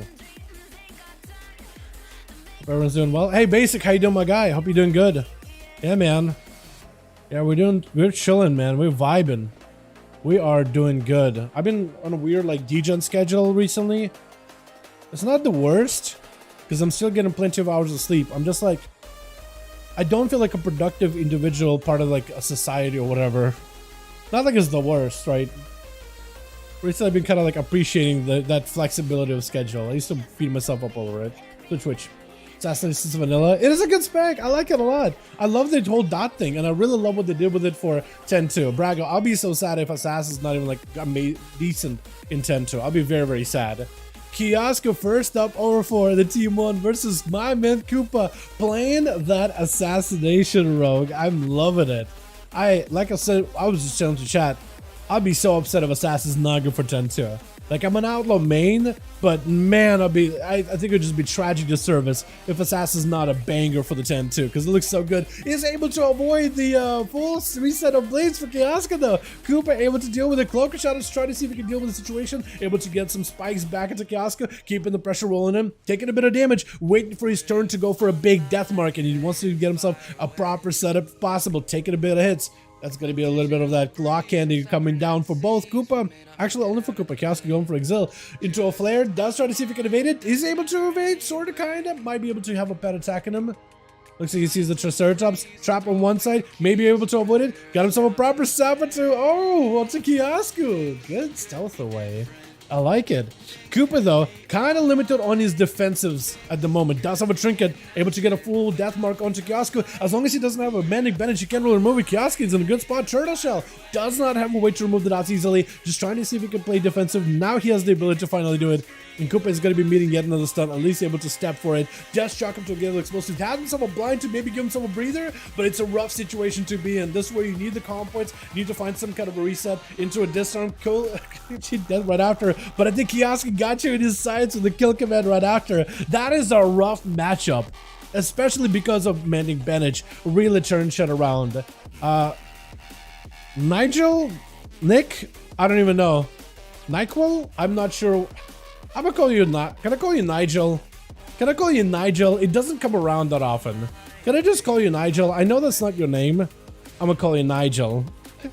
That's not a name you hear all that often. It's a man blasted out Kioska, not even a chance. Oh, got himself a final binding at the end. And looks like it's gonna be Dante, another Demon Hunter, man out of the Inferno. Able to go for a big old burst onto Nigel, but the man with an immunity just wants to stop gap it as best as possible. But they were loving the setup this guy's got in terms of the manga. It's just so casual looking. Big glaives, but everything else just super, super casual. It looks so good. Dante blasting him out, got himself full meta, looking to leap right in. Actually, not a full meta, just a proc meta. Nigel taking a lot of damage, so imprisoned for a moment. Needs to find a way to catch up a little bit of health. Hunt may allow him to do so. Doesn't have cancel on the Hunt. That's going to be his cloak popping in. And Dante taking it to the air, trying to see if he can barrage again. Nigel may just be out of the fight right now. One more. Oh, just one more fell lance and it was over. The Demon Hunters do a ton of damage, but also they take a ton of damage. They kind of live fast and die fast too. Shamanzi gonna be up next. Shamanzi's, I'm gonna have a hard time with your name. I'm gonna call it Shamanzi. That's just much easier for me. Got himself a little bit of a defensive, a little bit of survivability. Dante with the darkness, just hoping the darkness will be enough to keep him afloat. He has himself a meta, but man, the lava burst as well as lightning bolts, there's only so much. Like, unless you get yourself a heal or a CC first global, it's rough. With Thrall Hall, trying to see if you can remove it. Oh, switch it out to the Arms Warrior this time around, trying to see if he can counter the knockback and is able to keep the pressure versus Shaman's.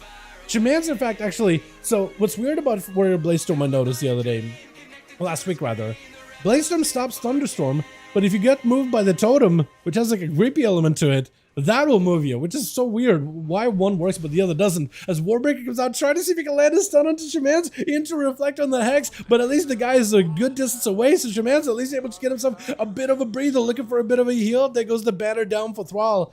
And the Shaman trying to see if he can get out of this. Shamans normally do have a pretty good time versus melee classes. You're able to knock him around, throw him around like a beanbag, dropping down with the roots as well as just slows with Frost Shocks. Got himself a big blaster available with Lava Burst, firing up all the damage into Thrall. Got himself a full root Stormkeeper available. The man got himself a defensive. He knows he needs to find a way to dampen the damage. He does go in for a leap just to make sure he gets himself a proper reset behind the pillar.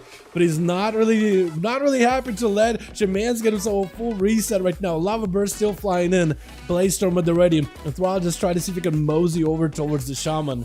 The Shaman's doesn't really have a lot in terms of defenses. He wants to make sure he's playing for the range game. You gotta also make sure there's a Flame Shock on Thrall Hall, because this man is now just healing up to full. Gotta tell him to attack, but you want to make sure there's a doubt on him at all times, especially if you want to be able to whittle him down little by little. Denying any kind of healing at a second wind is like a very simple mechanic of, as long as he's taking damage to his health bar, he can't heal.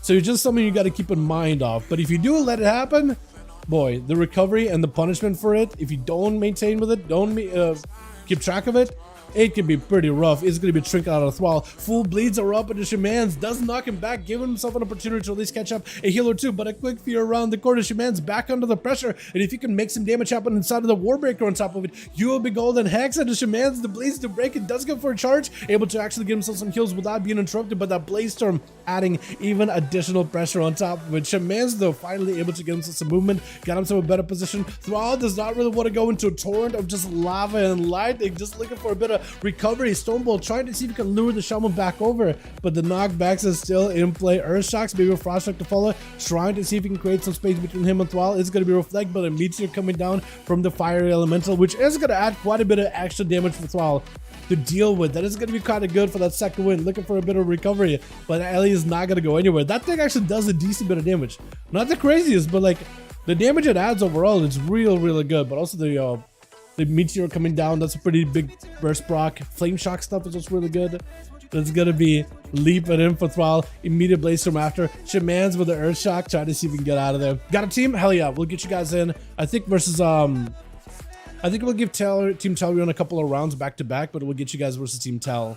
Just because you and Team Kiosk have fought each other multiple times in a row, so we'll give you a little bit of that variety. It's going to be more Lava Burst than Shaman's with an Ascendance. Got himself a go, but Thrall has been very cautious about it. At some point, this warrior is either going to have to find a way. I think what he's going to help him is if he gets himself a full set of bleeds with a Warbreaker, full set of go. He got the bleeds. If he can just get a clean Warbreaker and maintain some pressure on the guy, I think he'll be golden in the future to make sure Shaman's doesn't escape. Earth Elemental is going to be available. And Shaman's is going in for Earth Shocks, Frost Shocks back to back. Thrall wants to get in there, wants to get the pressure rolling him. Stormkeeper is available. Does reflect for at least one ability, but the lightning bolts go through with the light last as you finally close the gap. And it's just gonna knock him back over behind the pillar. Got himself one more lightning bolt at the very least is gonna be able to set it back. So Thrall so far has been pretty survivable, able to put enough pressure on the Shaman in order to start recovering. But with the Earth Elemental constantly chipping away at your health even little by little, it is gonna deny a lot of that second wind healing. Earth Shocks back to back. Thrall not in a great spot health wise. Cloak proccing right now, knocked back for a second, does get himself a charge. Warbreaker finally catching up a little bit of healing. And it looked like maybe try to go for a kick. No, it was just the shamans with the talents there. With the Spirit Walker's Grace giving himself that immunity to interrupts. Thrall just gonna blast it out. The man is still alive though. For an arms warrior with this high dampening, he's still kicking.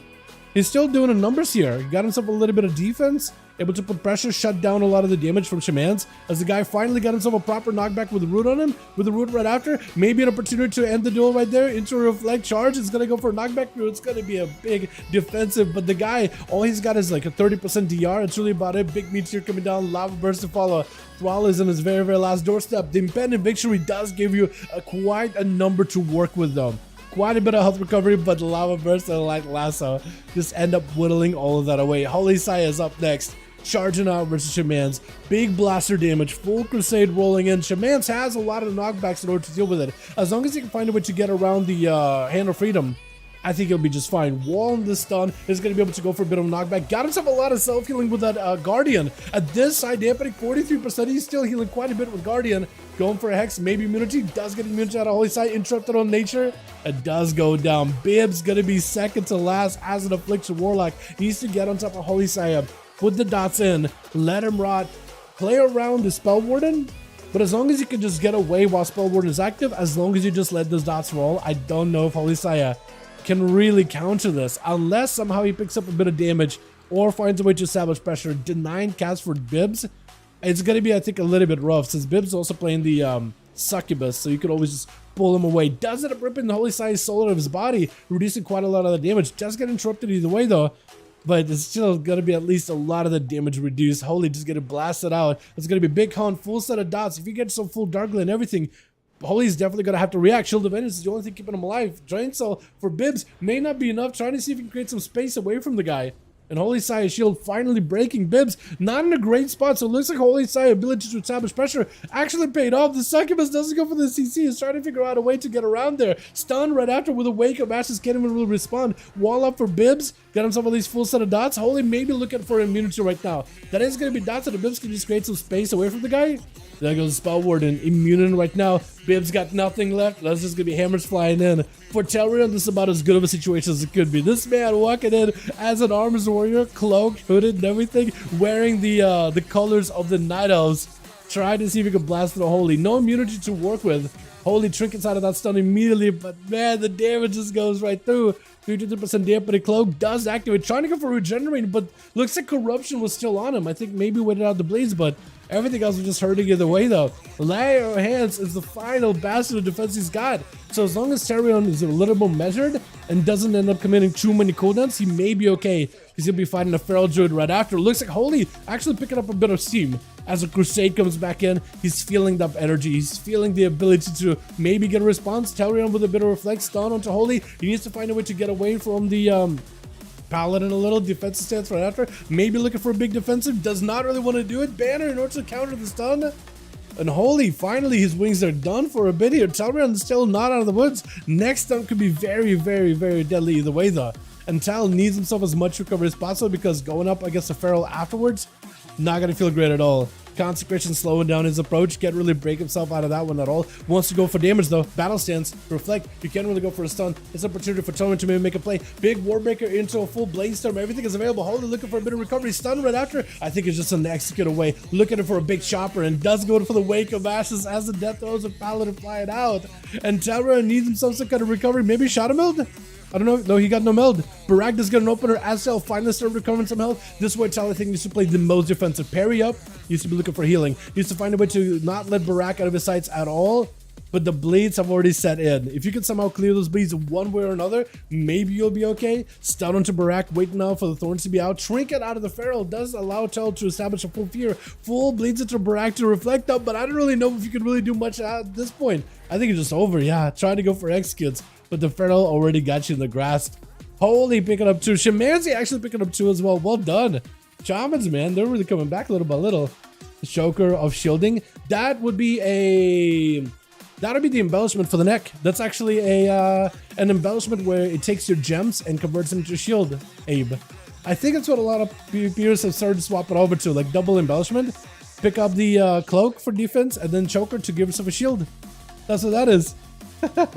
I noticed a lot more of you guys running since I'm having to go back and look at you guys' mogs in order to get like thumbnails done. And I'm like, huh, interesting.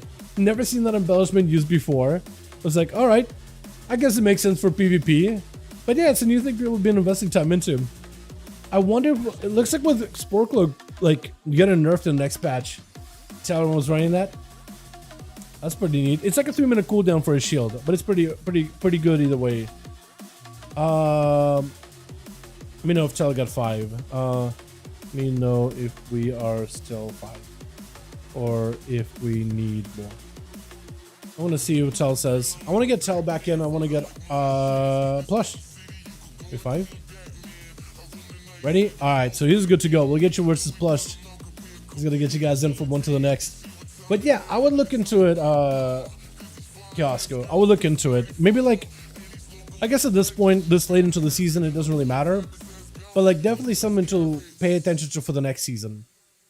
But yeah, a lot more players have been looking into like, oh man, what can I get a more defensive embellishment? You know, because you know, offensive embellishments, they're all right. But like a lot of them are nerfed severely for PvP. But we'll see. Yeah. Honestly, I'm feeling about assassins being stuck to daggers unlike back in the day. Ooh, I do wonder if assassins would ever be able to drop daggers and play other weapons. I think it'd be kind of cool if like as rogue you could specialize into like different types of weapons like pretty early into the talent tree, right? You get daggers and maybe it gives you like more crit chance and access to your ability to scale off of daggers and, you know, apply that kind of scaling to it. So like if let's say you want to be a dagger heavy because like it's your loot table, you could, or like be able to go for like heavy weapons and like all specs could utilize it, you know, kind of like what warriors have with a Titan's Grip or Single Body Fury, but like a good version, not like a bad version. Good to go. All right, let's get you guys in then. Grain and Orlando 5 Blades Edge. I'll do Blades Edge. We'll see how it goes. I'm crafting it right now. Is it a lot of healing? Because I haven't really got to mess around with it myself. But yeah, I haven't really seen too many people use it, so it's not like an embellishment that I really mess with on regular. Koopa walking in his outlaw. I love the gusto on that. I wonder how that's gonna go against double sub. I feel like you could maybe be okay-ish here and there. Like it's rough.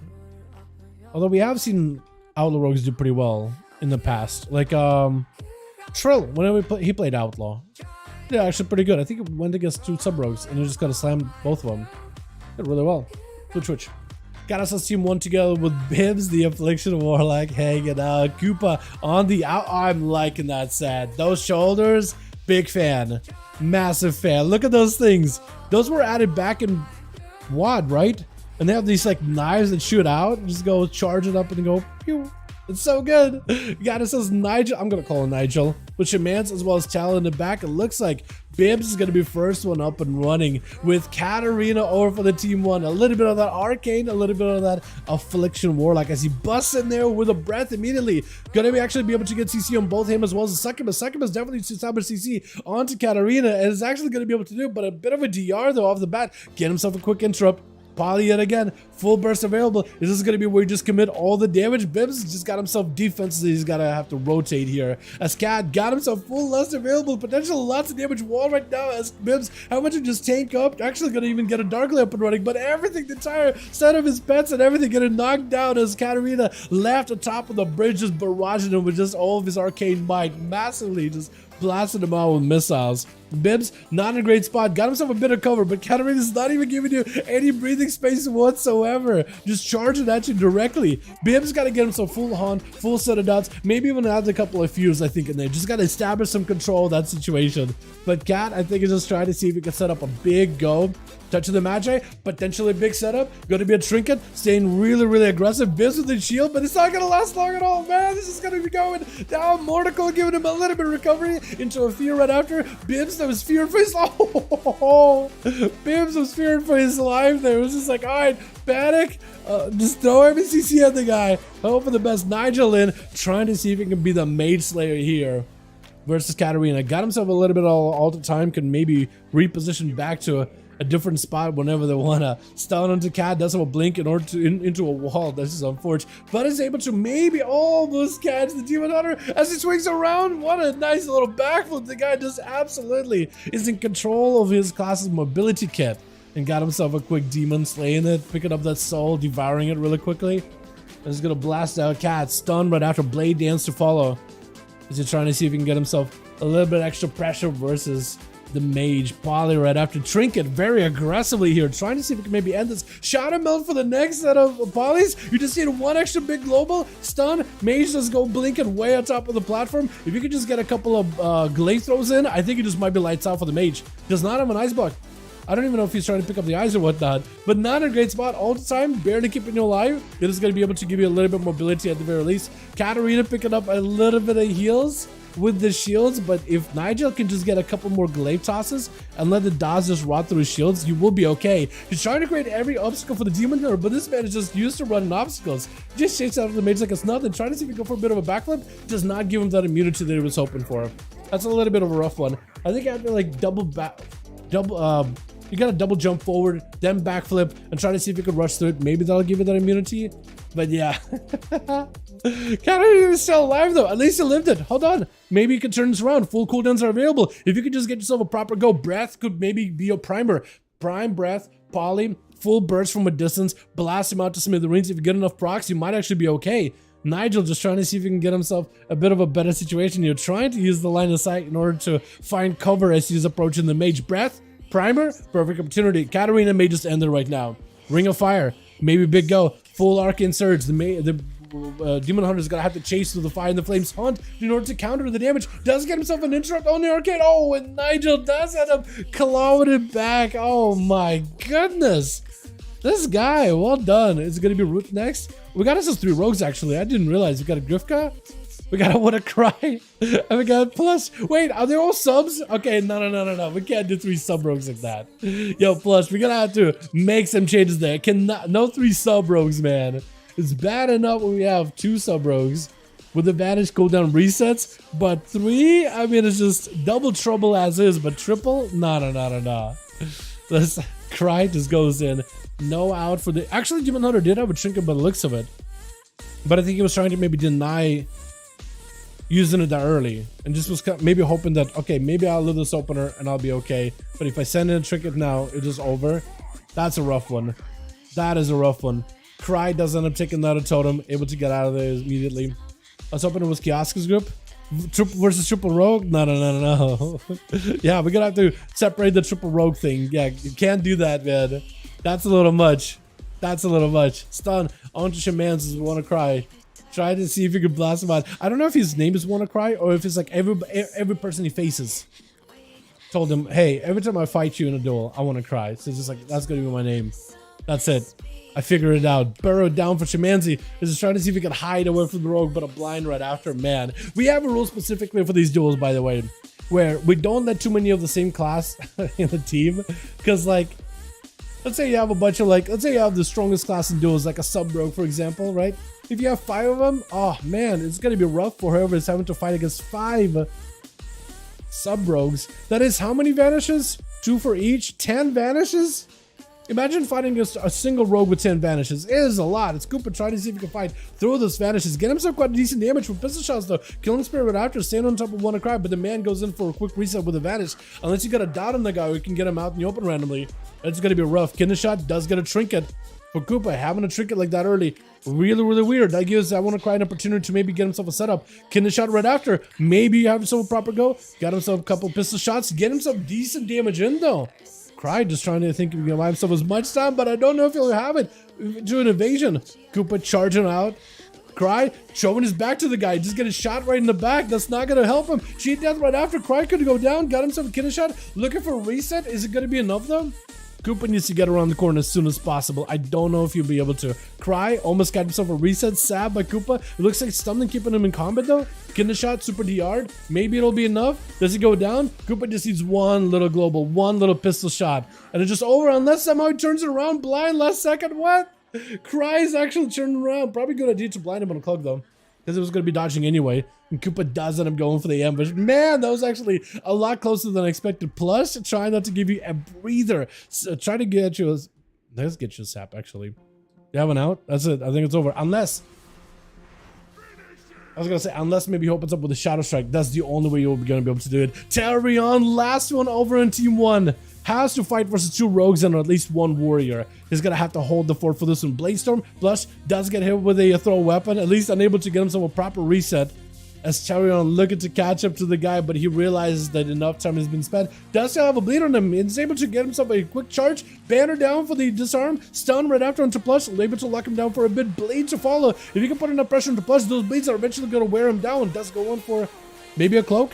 May need to be looking for a cloak. That's a lot of bleed damage. Big damage on Tal. Got himself a parry. You can't really go attacking the guy face first. And for Tal, at least it's going to be a bit of a reset. Plush looks like dots. He completely gone. Cloak was used picking up the eye. And if Plush is fast on a draw, maybe he can get himself a go. Zerkers? No Zerkers. Gouge? Kidney? Does have a trinket. Decided I don't want to let the rogue get the proper opener here. Disarm to Tal. Not taking the most amount of damage though. Might actually be kind of okay for a bit. Defensive stance, at least just to tank up a little bit of forefront damage while the rogue goes in for evasion. But a fear is going to be able to strike him still for a moment. Wait out the defensive. Blush looking for an escape. Blind right after Stealth finally got a Warbreaker. Maybe the bleeds will keep you out of stealth long enough for Tel to reconnect, but it's going to be kind of rough. Tel is trying for it. Got himself a leap, looking to catch up to Blush. Unless you get a good line of sight of the guy. Yeah, I think he's going to be able to make out of there like a bandit.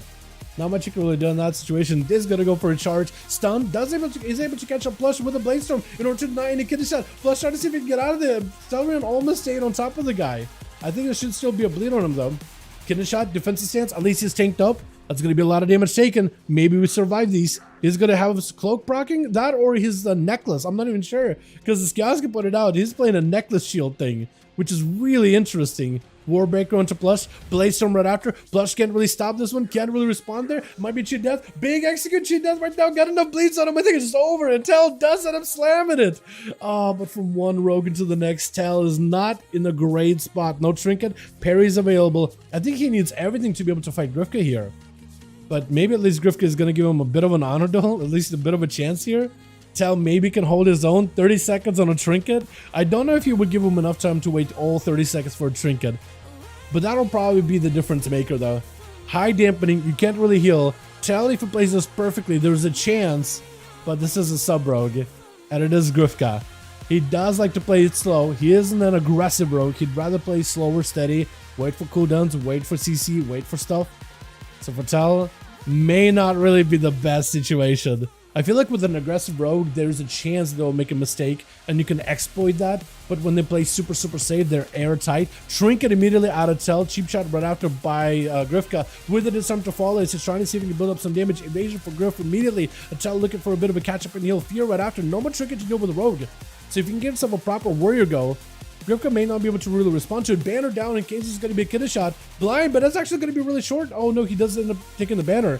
He still should be able to get in combat. No, kidney shot right after. Do you live this? Are you in defensive stance? That is my question. Survives a secret technique. It looks like he was tanked up and ready to go. Grifka with immediate vanish as soon as the damage goes out. Hopefully he got a rupture on a Tal. It looks like he did. Denying him that second win healing. No, he doesn't. No, he made a mistake. Tal actually able to catch up quite a lot of healing right now. All that progress is just kind of off. Got himself reflect in case there's another secret technique, in case the rogue does open back up. Bladestorm, DFA out of the rogue, but kind of flies right back into the blender. Strongbolt right after. It may be enough damage. Tal got a bleed. That's a lot of pressure into Grifka. Could cloak. May want to cloak it. Does pop back over. No, you just saw. Tal does end up walking off the platform, not what he meant to. Stone into Grifka. Oh, no way. No way. He just won that. No way. He turned that around with that shockwave. Are you kidding me? Tal, my man. Root is going to be in. Trying to see if he can shut it down. Tal probably, hopefully he's just as excited as I am. That's a high. You have no idea how many times you've seen Rogue just walk in. And there's some victories where I'm just like, man, it just feels like the odds are stacked against you. But this guy, Warrior, I feel like odds are stacked against you versus Sub-Rogue in most cases.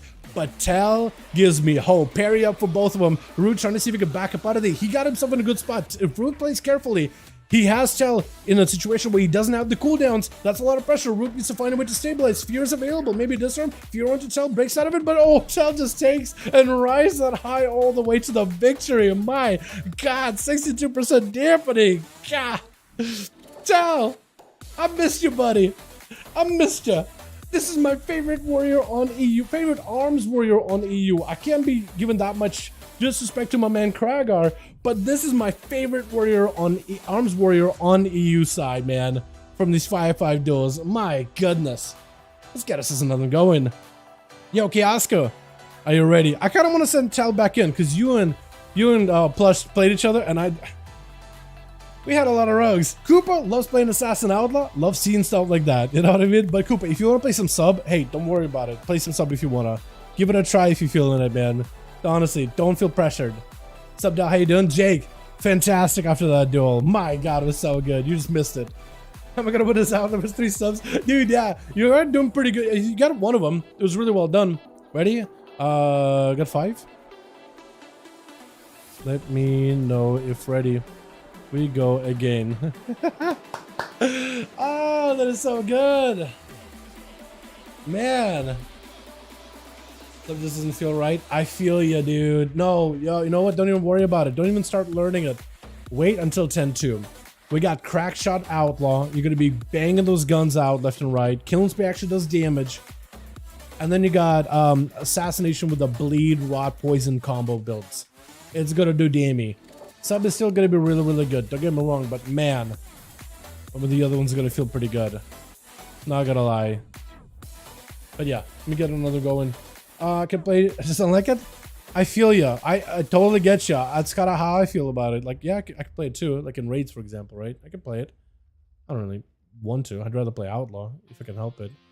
But yeah, I think a point. I think it's only if you want to push, I guess. But like, I'm hoping it swings around. Got 5, got 3.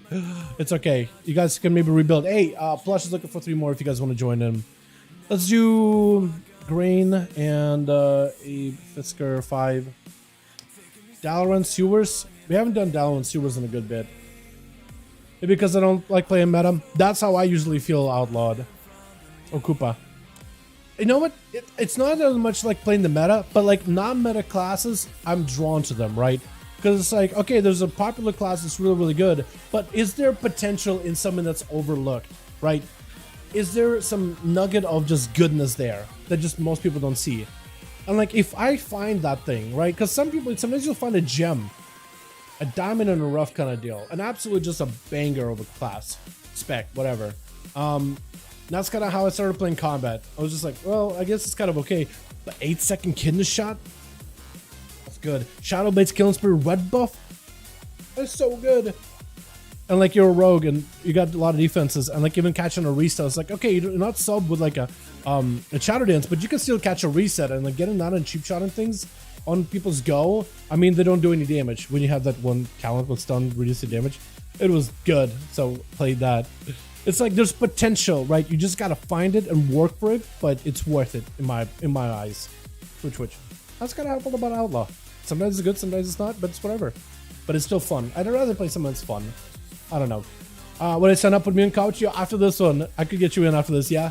Samuel gonna be first up over for the team 2, ready to go as a Destro, trying to see if he can play versus Tal. Immediately reflect, got himself a Blade Storm, trying to see if he can prevent any kind of CC ahead of time. Samuel not playing with a pet, dropping down Big Inferno, but a banner comes down. Mortical, trinkets out of the Mortical either way, though. He did not trust the banner to reduce it enough to not get hit with a fear or anything. As a full set of portals, open it back up for him. Samuel leaping out of there with a portal, leave for Chelmion, trying to see if he can get himself a bit of reset. He's gonna be stuck behind the pillar with the stun as well as an Infernal, keeping him warm, but as long as he's careful with his health and goes for impending victories whenever it is available, once he gets low enough, he should be able to keep himself stable. As Samuel, I'm noticing a lot more Warlocks. What's this going on with a stick? I noticed a lot more Warlocks starting to play without a pet. I feel like you guys should really take a page or a couple out of Chrysler's autobiography of Run with a Succubus, so you can get the, I can't rhyme, not Dr. Seuss, but like the Succubus just to pull enemies out of the pillar, get them out of there, is so nice. Samuel trying to see if he can just fly it solo though, and trying to see if he can get away from Tell, but the warrior is on the chase. Cares bolt right after that mortal coil, got himself a Bladestorm to prevent any more CC, dropping down a defensive with a shield, maybe looking at a wall, but I don't even know if that could really help you at this point, as Tell next stun could be deadly. Finally got a wall, Fear could Berserker Rage out of this one, able to immune him basically. And Samuel with another port, no more gate, maybe a drain life, maybe it's a kind of CC. Tal looks like he's a little bit behind on mobility. That, or he's trying to really save up some cooldowns for the next competitor. Maybe he's looking at a trinket, seeing the 40-second CD, and is like, you know what? I may want to play it a little bit long. What does that reflect? What'd you reflect on him just now? Big executes, got himself a big shield, literally hit him with it, killed him with heroic throw. Not only did Tal go for double on the rogues the other game, but he just got a kill with a heroic throw. I don't see that often. You know what was satisfying as a rogue when we had throw, just where you could throw a dagger? Just getting that final throw as they have like no health at all. That is just satisfying. We don't have that as rogues anymore. I can pistol shot, but it actually does like respectable damage, not a meme anymore. But heroic throw is still in that golden bracket. As it's going to be Thrall Hall up next, Fury versus Arms. Now this is a chess match. Fury needs to put in pressure and use the parry at the right time and apply the Mortal Strike when Fury is trying to go for a heal. But Fury, ideally, should be a spec that should be able to out-heal an Arms Warrior. That being said, it all depends when the Arms Warrior puts in the pressure and the offensive. Tal taking quite a bit of damage. Got himself quite a few shields though. I think that is his necklace shield, not the cloak shield, but I could be wrong on that one. But got himself lots of recovery, lots of healing right now. Look at that double shielding. He's actually second winning it back up. I think he is playing double shield. That is so good. As Thrall unable to catch a reheal, that is the difference maker though. The bleeds that our Arms Warrior leave on the Fury, it's going to deny that second win, but Arms does not have to worry about it. Shot him up for just a second, trying to see if he can maybe meld the Stormbolt, dropping down the banner in case Thrall Hall looking to lock him down. Thrall going in for some defenses of his own. Talion able to Blaze Storm out of that Stormbolt, so he's able to avoid the stun, but needed that sharpened blades for whenever Thrall Hall goes in for an actual healing output. Defensive up for Tal, as he got himself full avatar at the ready. Thrall trying to see if he can crack through those defenses. Quick stun, bleeds around. Tal looking to dip out of there. Somebody sees it, but Thrall charging in Fear to stop Thrall in his place. At least about some Fear, then a slow on the guy. Force him to spend a global, at least just Berserker Rage out of there. And Tal looking for the recovery, but Thrall is feeling very healthy, playing into the Fury War strengths. He needs to stay pressure, keep that pressure on the Tal, keep going for as much health healing as possible, lock him down with stuns, and Tal needs to go for pressure at some point, needs to go for damage at some point. Thrall does not have a defensive right now, so maybe if Tal gives himself a good go, like a Blaze Storm avatar, that could be the setup. Thrall taking a bit of damage, getting chopped up, looking for a bit of healing, but it's starting to put quite a bit of pressure. If you got to sharpen blades while the guy is super low, this could give Talion that breakaway. I don't know if he's even playing sharpen blades. I imagine all warriors do. Parry out for Tal, got himself the defense he needed. Next time by Thrall could be bad, but the executes are in. Tal, I think, got the guy under so much pressure, there's nothing Thrall can do. I think he's just bleeding out. Wait a second. Oh, he's barely surviving these bleeds. Barely surviving as long as he... Oh, Tal's not going to let him get out of there. Waited some time, waited for the trinket, leapt right in, chopping him up, and he's ready to go for the next one. Kiosca is a hunter, though. A little bit like a rogue in terms of the resets and the burst and everything, but...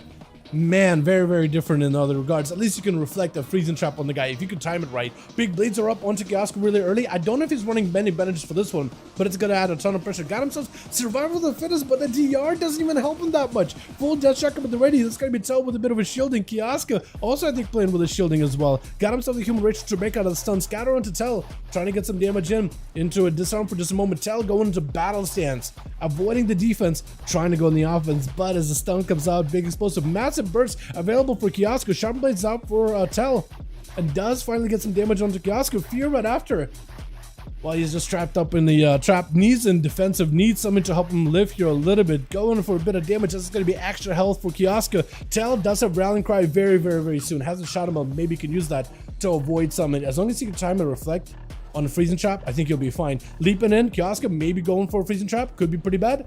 Reflect up, wants to deny it. Doesn't want to go freezing trap right now. Scatter instead. Could drop a trap later if you wanted to. Tal maybe has a Blaze Storm, needs to find a way to get over to Kiosca, maybe to get some damage in, because Manning Bandages is letting him recover, but Kiosca or Tal just gonna hang back, get himself a full heal. Instead, he's just gonna go for a full heal zone. That's an Arms Warrior. They're just full healed. Could someone explain? Kioska backing up out of there. Death shock him on to tell. Disarm for disarm. That's going to be Kioska with a turtle, but he can't go in the offensive. He's not in a great spot. He needs to go for freezing. No reflect on for tell though, so timed it really, really well. But for Kioska, maybe a camo. As long as nothing is a bleed, you might be okay, but maybe I think his rhinoceros or triceratops is bled up. It's going to be full set of bleeds with another draconic roar. Charge right after. Stun to follow for Kioska. Needs it out. That's going to be Stormbolt.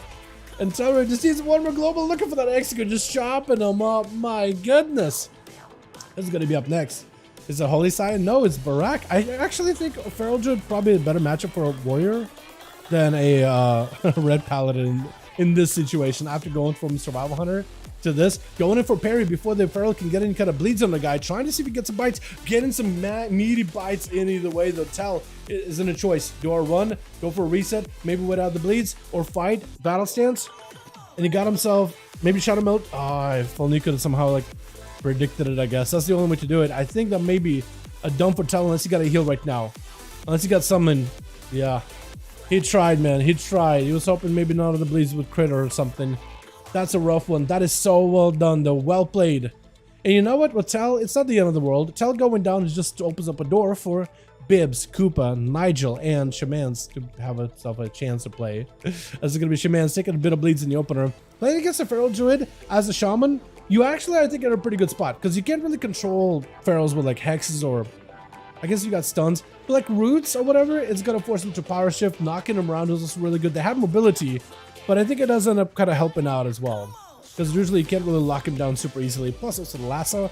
I mean, you can stun a Feral, take him out on a walk, put a leash around his neck, you know what I mean? That could maybe work for him, but Barak used to play for the bleeds, offensive damage, and try to go in for, I think, hit and runs, knocking him out in the open away from the pillar, trying to go for power shift and into maybe potentially a skull basher, maybe almost get a skull. Big earth shock onto Barak with a lightning lasso, got himself a trinket, full burst onto the Shaman though. Is just trying to get some pressure, but actually just taking a lot more pressure than anything. Barak back in, just trying to get some damage in. Had himself a skull bash in case he used to. Just letting lava bursts fly. I don't really know if you want to do that, because every lava burst can just activate Ascendance. I think you may want to start to trump those. I think he's more focused on kicking the heels, but is able to get himself a bit of pressure, just enough in order to get himself a bit of recovery. Gonna be Nigel up next, stun right around the corner. Barak has no out for this one. It's going to be a full burst for Nigel, leaping back in, avoiding Barak, but then coming back in there immediately into an interrupt on the Cyclone. He's trying to cancel a little early. Next Cyclone can't really stop unless you shot him melted, does end up melting it. May need a stun or imprison for the next one. Does he have it? He does not. Use his trinket really, really early on. So for Barak, at least get himself a reset. The much needed reset with a couple of regrows behind the pillar. Still holding on to Heart of the Wild. Maybe looking into using Heart of the Wild early, especially next to me having to go for big defensive with a bear form. We are getting into that higher dampening with 10 minutes into the duel. I think you maybe want to be pretty free with that button. You know what I mean? Big bites on Nigel, doing quite a bit of damage. Back-to-back stones. Nigel not in a great spot. Oh my. Oh, the man in the last second. Darkness. Barak just turned it around on the guy. Just absolutely devoured him. Koopa with a full set of bleeds, full set of dodge. Barak can maybe remove the poisons, but not the bleeds. Koopa getting hit with a stun, forcing a trick out of the rogue. The Feral is under a ton of pressure though. That is a lot of damage over time. You gotta find a way to deal with it. The fact that you're not using Heart of the Wild is brave of you, by the way. That is very, very brave. I would have used it a long time ago. Gateway. Okay. Can't really control whether people use Gateway or not in duels, but I usually don't enjoy it unless it's like the class that dropped the Gateway. But like, you know, like what can you do? Right? What can you do? Squid, what Squiddy Tyke? Are you NA? Because we are doing this on you today. If you're NA tomorrow, come back tomorrow. Cloak right now for Koopa. Bash right after. Or rather, you're more than welcome to watch the stream today. But we'll be doing NA duels tomorrow. So if you want to join up, you're free to hang around and watch, Squid. But if you want to join in and actually be like part of it and participate, tomorrow we'll be doing them over on the NA region. Same time. So about same time as we're doing them now. I'll join our Discord. I have like posts there that I'll announce whenever I go live. And we can join Discord. It's free. Barak does get himself at least a little bit of a reset though. He's looking for a bit of that road to recovery. 56% dampening, not making it easy, but he just needs a little more pressure versus the rogue. And the rogue without a big defensive, he's got to get himself a decent go. Barkskin, do you go in? You do go in with a trinket out of Barak, trying to see if you can turn the bleeds around onto Koopa. Do you have the defensive vanish? with a Garou trying to get super aggressive. I think he realizes that it's probably he's just done.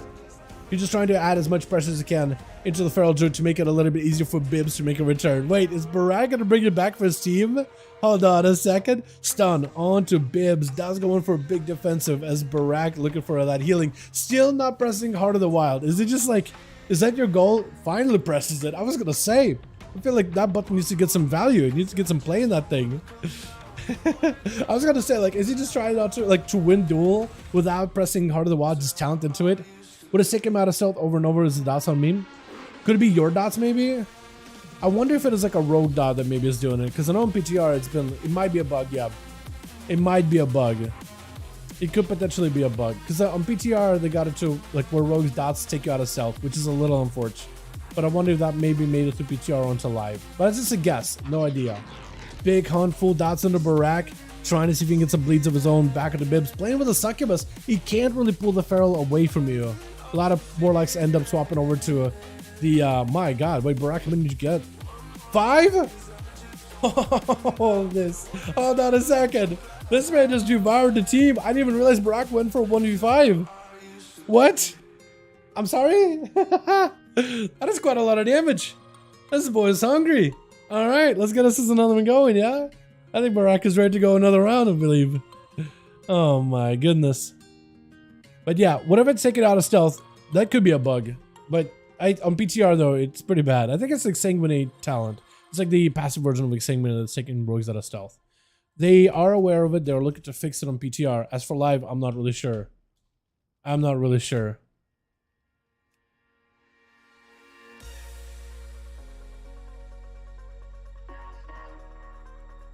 Yeah, get me in here, my guy. Get me in. Hello, what's up, Pin? How you doing, my man? Not NA, sadly. Yo, Squid, be here for the stream tomorrow. We can join us for NA tomorrow. We'll be doing them for NA. Saturday, 5 p.m. East Coast is when we start. Saturday, 5 p.m. East Coast. Rupture's bugged. It could be Rupture, I guess, yeah. Or like some... Oh, no, you know what it is? It is probably your tier set. Your tier set adds nature damage with every tick of Rupture. That probably is getting out of stealth, by the way. That's probably getting out of stealth. Because I noticed I've been having a hard time re-stealthing on ASUS since the tier set was added. And I was trying to figure out what it was. And I think I had an epiphany and I forgot about it.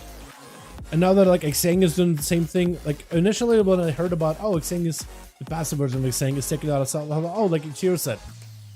And like when I said, oh, you know, Xang is doing that on PTR, it took me a second, but the brain was able to reconnect those dots together. It's probably tier. Every time, yeah, it's pretty bad, man. It's, they should have fixed it. Got 5?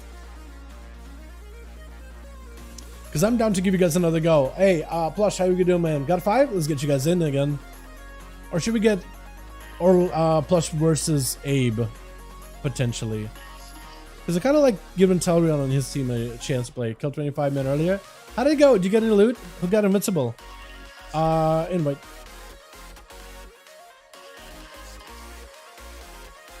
I can help. So Koopa had to go and somebody else had to go. If I can get an invite to that team, we can reset it. Boys, if you guys want to join us over in Team EU, my man Tel needs two more homies that could join in. We got Nigel in, Shaman's in. We got to get 2 people got to go. Let me whisper Cooper real quick. Tell him thanks for popping in, my guy. Actually, Koopa, if you hear me, thanks for popping in, my guy. EY for coming, friend. One shot every boss, playing Rusted Druid now. Really? Out of necessity or just because you wanted? But yeah, apparently like those already guilded had the world first kill on Lich King, yeah? That's awesome, man. Technical world first happened like back in 2008 or whatever, or whenever that patch came out. But like, I don't want to be that guy. That takes fun out of people's class experience. Balgan, my man, how you doing? Welcome, welcome.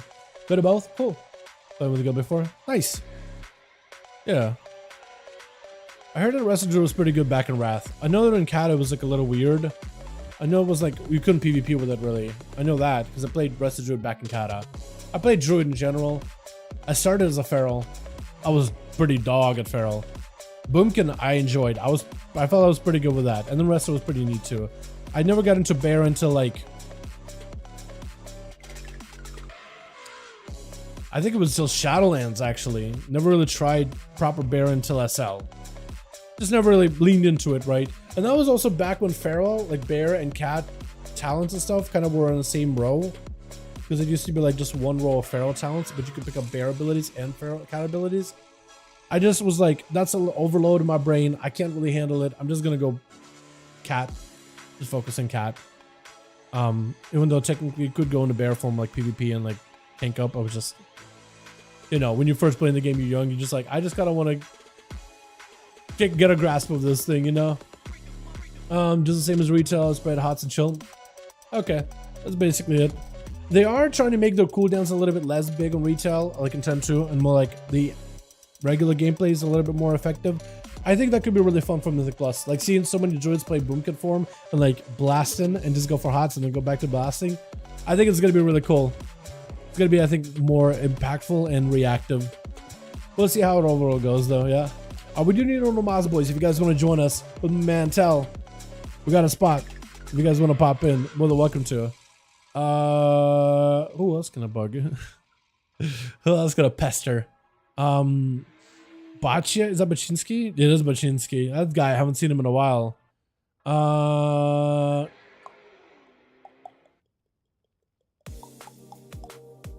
K-Sky?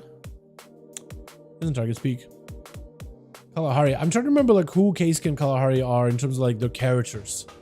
You know, because the names are familiar, but I don't remember like what character they play. You know, like when you think of Atho, Red Paladin. Or Paladin in general, but like I'm mostly think of Red Pally. Grifka, Rogue, right? Or like my guildies or whatever, right? Euro is a hunter. Carl, monk, but mostly I look at him as a rogue. You know, little priest. There's a Kata talent. I want to come back to the rest of fight really quick. Yo, hit me with it, man. I played in Kata. I am interested to see what talent you'll be talking about. Oh, Fury of the Storm Rage, is that it? Let me see the other thing. Reduces the mana cost of your, what is it? Reduces the mana cost of your Wrath spell by 100, and when you deal damage with your Wrath, have a 12% chance against the next Starfire to be. Oh! No way! That was a talent? Dude, imagine if that was like a thing on live. That would have been dope. Starfire to be instance within 8 seconds. Oh, that'd be dope. That would be cool. That would be dope. I would love to remove the RNG to like after 6 star Wraths, your next Starfires for 8 seconds are instant. Because imagine like you're Wrathing, you build it up, you go into Trash Pack, get your hots, get the dots, Wrath, Starfire, Starfire, Starfire, and just do that in AoE. How cool would that be? But also Starfire was more like single target ability, not AoE. So this was more single target damage. And I got like the current Starfire like AoE component in. Red Pala, excuse me, I identify myself as a Flamingo Pala. I identify you as a non-dueling Pala, Athel. Where are you? Actually, no, you're chilling, my guy. You're good. Hope you're having a wonderful evening, my man. Nidalee, that's a name I haven't seen in a while, dude. I should probably say sup to Nidalee sup. Also, Ninja, where's he at? Because those used to hang out together all the time.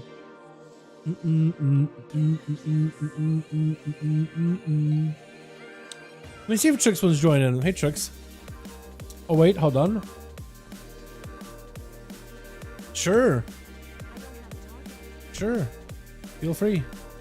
Sorry, I just saw... Yo, Shamans, I just saw your whisper, my guy. I just saw it. Yeah, feel free to invite a homie if you want to have him join in.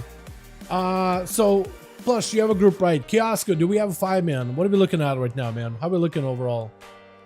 How are we looking, boys? People call Kata talents trash, but they have the insane. Were they trash, or was it like the layout was trash? Because I know that Kata, you had to basically commit into one talent tree and get like enough points in before you could start spending points into another tree. Wasn't that why people called it trash? Because like Wrath lets you like, you put points, a little bit of points here, a little bit of points here, they fill out the thing. You could basically do however you wanted to. In council now? All good, all good, all good. All good. Layout was dog. They did, it does look like smaller compared to Wrath though, right? Just in like, Wrath is stretched all the way down. There was like of pathing all the way down, and it's just like they condensed it. But, you know, maybe they were trying to make it more accessible because it's like, oh, that's an overwhelming amount of talents. We can only go further down. Like, let's just try to consolidate a lot of these things. But yeah, I don't know. Maybe they should have kept it, but find a way to like iterate on what they had. Because now look where we're back, right? The talent trees right now are pretty nice, honestly. Survival gentleman, multi-shot hit all the mobs. Surfacing, yeah, it was uncapped. I'm pretty sure that was in Pandaria too. I'm pretty sure, at least. We got Ratko in here. Yo, get in here, my man. Get in here. So, Plush, are we good? Are we 5? Hold on, let me ask you real quick, because Kioski just got to play him. Are we 5?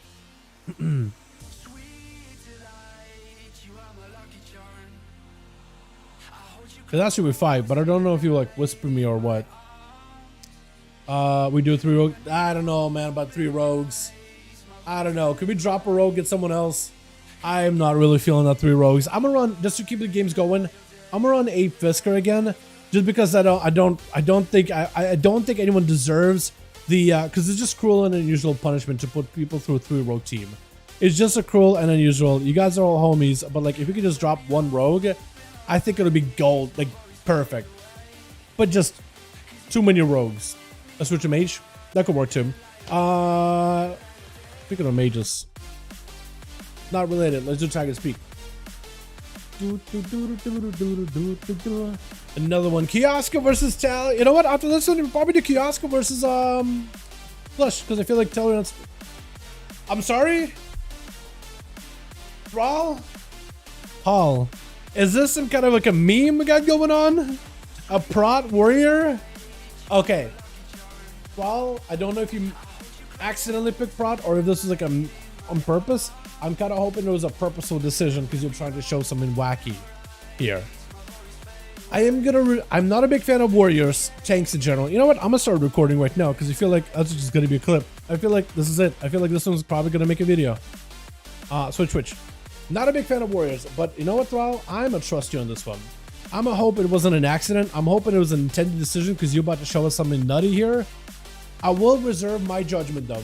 If I'm feeling like the warrior duel is just like, not a fan of warriors, prot warriors only in PvP. I love them in dungeons. Just expect to tell like that? Come on. Atho, trying to rip the words out of my mouth, twist them. I do that enough in my own head, man, but come on. So I'm gonna reserve my decision. If the prot warrior is just a battle of attrition and he's taking too long, it's just one of those long drawn out matches that takes years and years and years, I reserve. I might just let the entire team 1 just let at him, right? Go in, take him out. We don't have to deal with prot warriors. Team 2 may just have to accept that may be a situation we may be looking at. And I reserve their right to make the call. All right, if it's too long of a match, I just don't like warriors. And takes it generally just making battles attrition out of a duel. As Bog and try to see if he can maybe fight through Kioska. Turtle Shell is taking quite a lot of damage, but it's staying super aggressive. He's trying to see if he can stay in line inside Kioska enough just to disrupt the healing into another rapid fire. Got himself the pet, freezing chop onto the pet of Kioska, and it looks like he's going for a bit of defense. Doesn't really have a lot of healing right now. Kill shots are getting exchanged by the both of them, but Bog not in a great spot. Grenades, I think it just might be over. Death track him at the very end. Able to get a bit of damage to Kioska though, not making sure that he's left limping as Cell charges in with a stun right after. Kioska gives him a little bit of extra defense with a fortification of the Baron, a bit of like a hunter rallying cry, reflect up in case it's a freezing trap, and it's got himself yet another blaze storm. Maybe looking for a charge. No, he's instead going to be backing up out of there. Not a great situation because Kioska is just going to go for a full reheal, or at least as much of a reheal as he can. But for Tally, he decided, you know what? I can't really chase. I'm not going to put myself out in the open. I am going to try to see if he can play around the line of sight pillars and use a mount in order to close that gap. Not gonna be walking in there into the lair of a hunter laden with traps everywhere. Not gonna work. Not working. He's gonna have to be very, very careful. If he can time it, reflect on a freezing trap, it'll be golden. I think that's a steel trap on that side. Charge trap right here. Next trap most likely gonna be a freezing trap. If he's careful around the left hand side, depending on how he approaches Kioska, that looks like a freezing trap right there on the right hand side. If he goes in from that angle, if he goes to the left of him, pops to reflect, he'll probably actually have him. I want to see if he does it. I want to see if he's paying attention, because if you're looking carefully, you see a model of the trap for like a split second, leaping in, try to see if you can get around, maybe reflect. going long way. He doesn't want to find out what traps they are. He doesn't, looks like he hasn't got them figured out. Scatter shot onto Tell right after. And he almost walks into one of the traps. Got himself a banner down in case he does run into any of them. Kiosk able to get a proper reset as he goes in with a kill. Not kill shot, explosive shot. I got him confused. Harpoon right after, stun to Tell, has himself for a trinket right afterwards, disarming Kioska, but the man doesn't really need a weapon. He's got grenades, killing darts, bolts, and stuff. You got a pet, trusty pet to help him do a bit of damn. Stun onto Kioska, as Tell does not actually wait that long inside of the freezing trap. Blaze available to break out of the charge up. Maybe has a charge in order to reconnect with Kioska. He's able to intercept him before he rounds the bend into a big bleed. Kioska looking to remove it, just to remove it. Not to heal, but just to remove these bleeds and a little bit of pressure off of himself. As Tell looking for a leap, Stormbolt locking down the Hunter, able to maybe get some damage in. Another Berserk fortification of the barriers up. Blaze Storm to keep the warrior moving, got himself reflect. So now Kioska can use a freezing trap easily in order to give himself a bit of pressure and a little bit of break. Big damage on Tell though, massive explosive. Tell with the defense stance, charging back in, but there goes the freezing trap.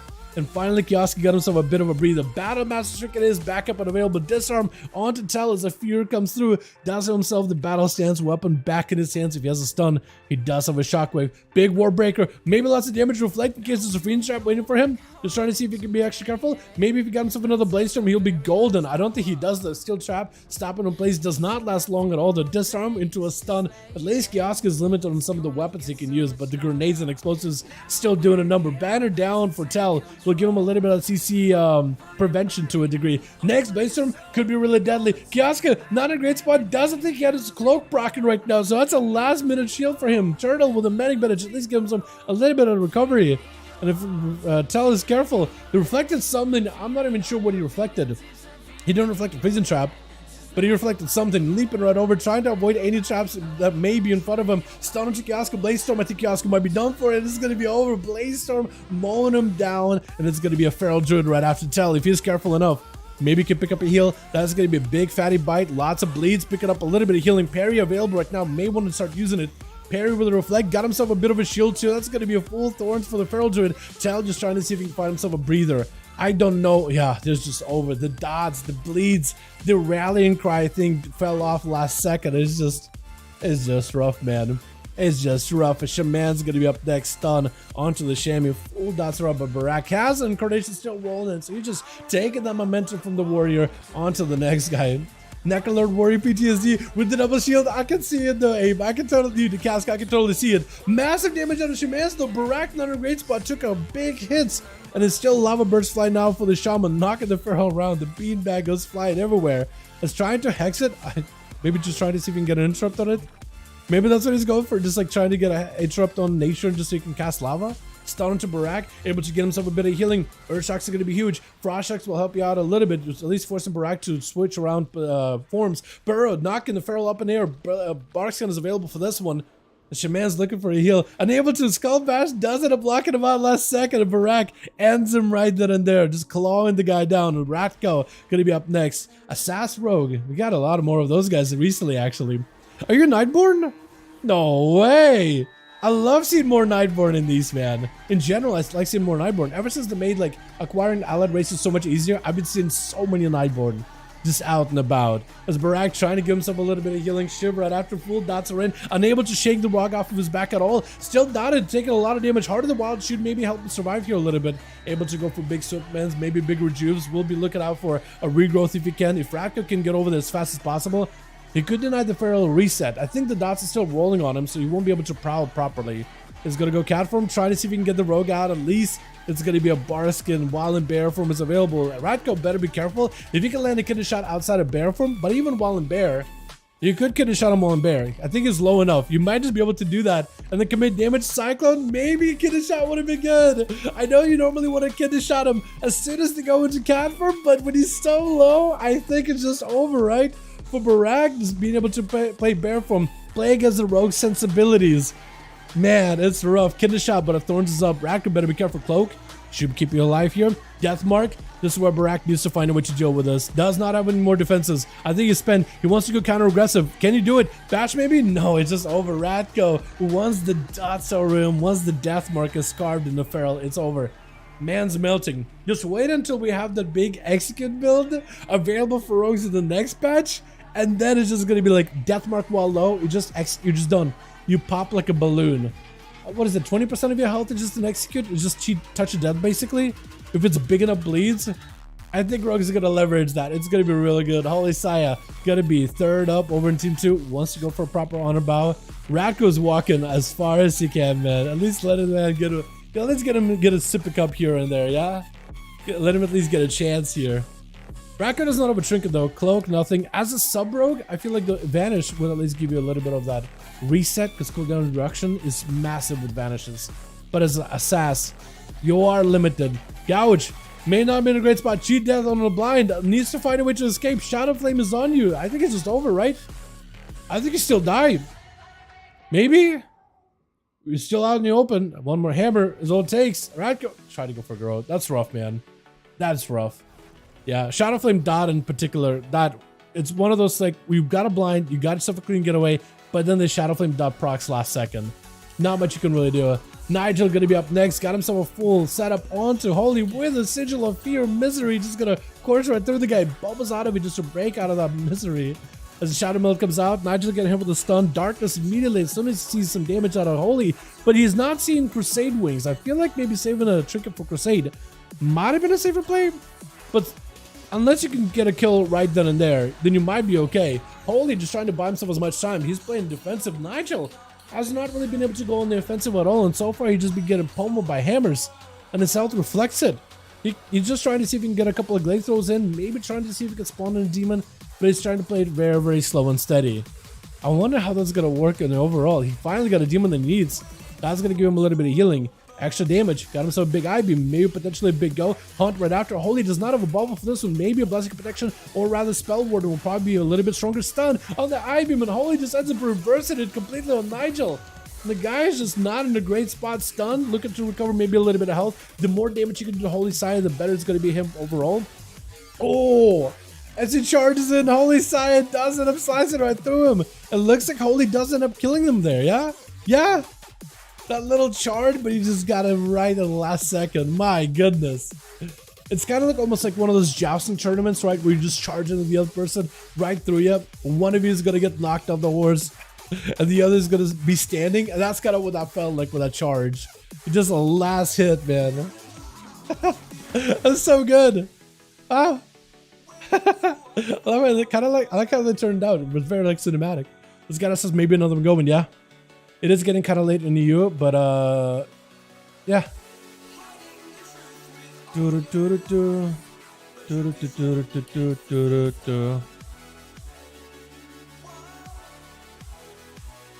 Wait, am I the tired of tripping? What? Wait. Wait, is that normal? I know that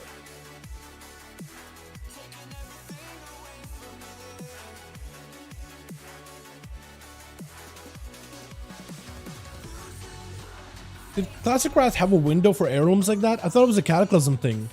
I mean, to be fair, I never played Classic Wrath, like original Wrath. But I started in Cataclysm, and I know that there was an heirloom window, but I knew the game like evolved over time. I had no idea. Armored Bear? Yeah, let's go. Cool. Armored Brown Bear. Let's go, Mound. That's a classic one. It was a mob thing. Was it a mob thing? Collection tab was in Wrath fully. Wait, hold on. Okay, my question is, I'm confused completely. The collection, like when you look up like the basic window mounts, I know they don't have toys, but like heirlooms, pet journal, mount stuff. Was that in original vanilla? Not classic WoW, like the one we're playing, like the real release, but like the OG. Or am I wrong about that one? Also, I don't know if you guys seen this mount before. It juggles. Who we got for teams, man? I kind of want to give Grain another shot because the team is there. Abe, Kiosco, are you around? Actually, no, we got to get Orlando too, right? Because Kiosco just got to play. We got to get, plus, let me know if you got a 5-man. We good to go? Okay, I'm gonna assume we're good to go. How do we go then? Abe? Tell? Got 5? Let me ask Tell, because I feel like I never get to see Tell. I want to get the man play. I am giving him preferential treatment, chat. But that's my homie. I barely see him. I love me some Arms Warrior action. You know, I want to give him a chance. Okay, he's ready. Let me just double check these saves and we'll be good, yeah? And then we'll be set, hopefully. So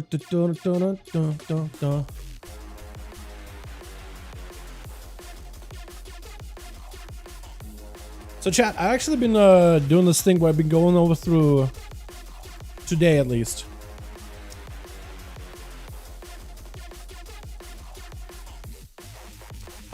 I guess it's a long story to get into, but either way, I've been going in and I decided, you ever just go back and listen to some of the songs you used to listen to back in the day? I kind of started doing that. I went back to some of the channels that I'm sub to, that I haven't listened in a good while. And I went back to some of the banger songs that I used to listen to back in the day. And they still hold up. It's actually been kind of like a nice experience, honestly. Like nowadays, I just kind of like, what, I got NCS or whatever, that's for the channel, that's for the streams. And then I got some stuff I just listen to here and there, but I just don't really care that much about. But then going back to like the songs I remember listening to a lot. That was a trip, man. I've been taking a trip. It's been kind of nice though. I don't know. I think it's Fox Stevenson, dude. That artist in particular still holds up. I don't know if you heard Fox Stevenson stuff before, but man, absolute bangers. One offline. Invite. We can get you +1. We just need +1 to Tell. We are around. Sounds good, Kiosko. Worst, we'll do Kiosko and Plushed, because I want to say Grifka every single time. But Plushed. Let's do this. Let's open it up real quick. If you guys want to join in, we got a spot over with my man Tell. If you guys want to join with my boy Tell, we got a group going right now. And I guess Nigel is done for tonight. We'll give it a second. Oh, Jareem. Hey, hey. How you doing, my boy?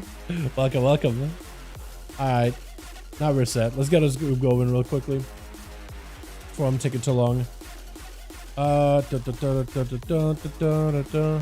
guess they're rolling already. You're already doing your rollies? Okay, I missed the thing. Invites.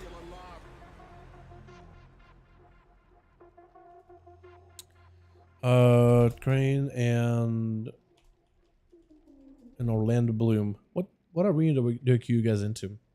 I still listen to Johnny Cash songs.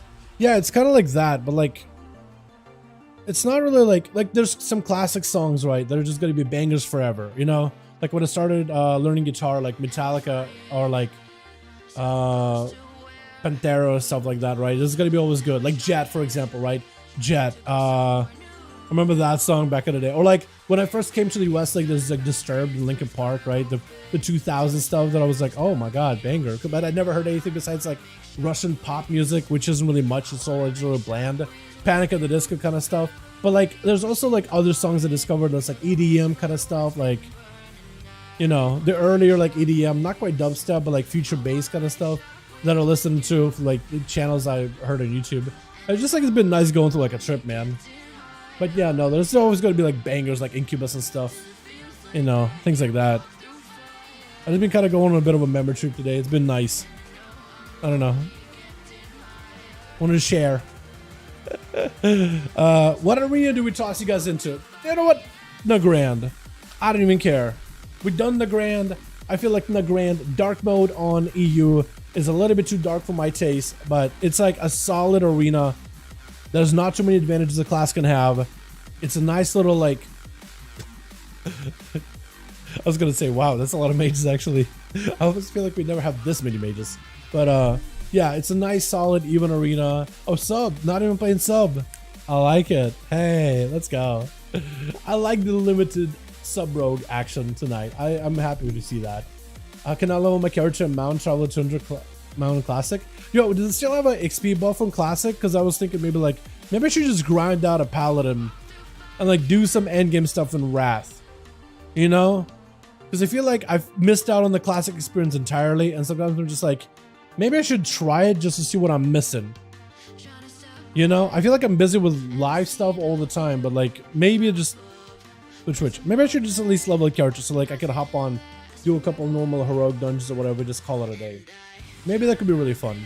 Balgan over for the team one, ready to go to Mars. We got Jareen back, this time on an Arcane Mage. I think it was Frost last time, right? Ratko on a SAS Rogue.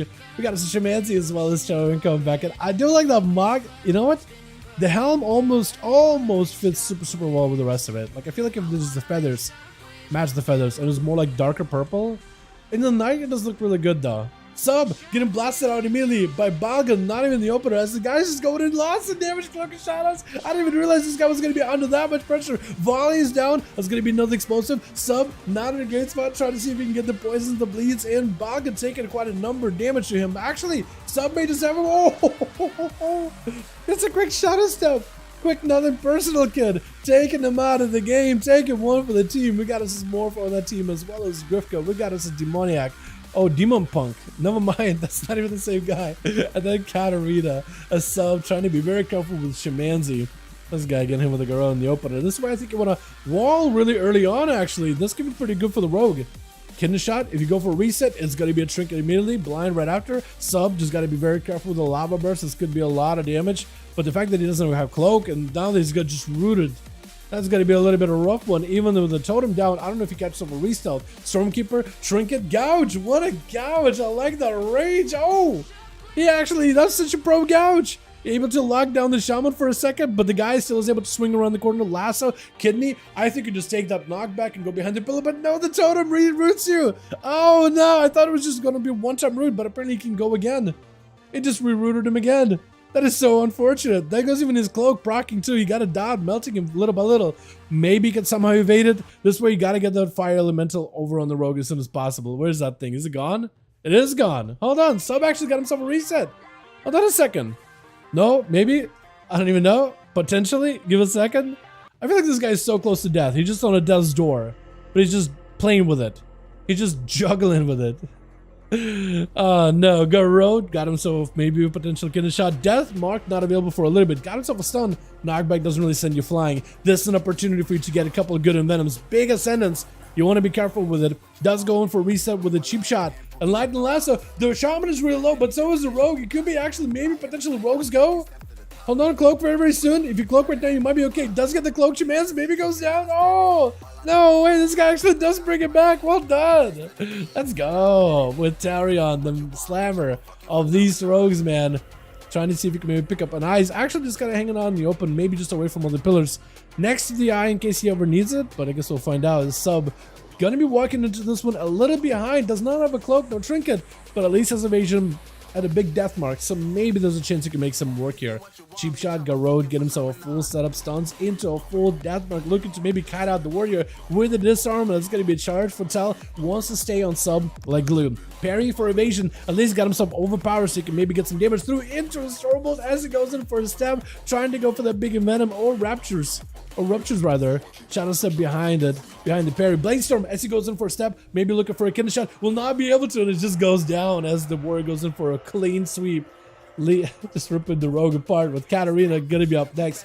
Arcane Mage after a sub rogue. And tell, yo, did you just double shield it? Did you just use the necklace shield just to get yourself second win kicking it early?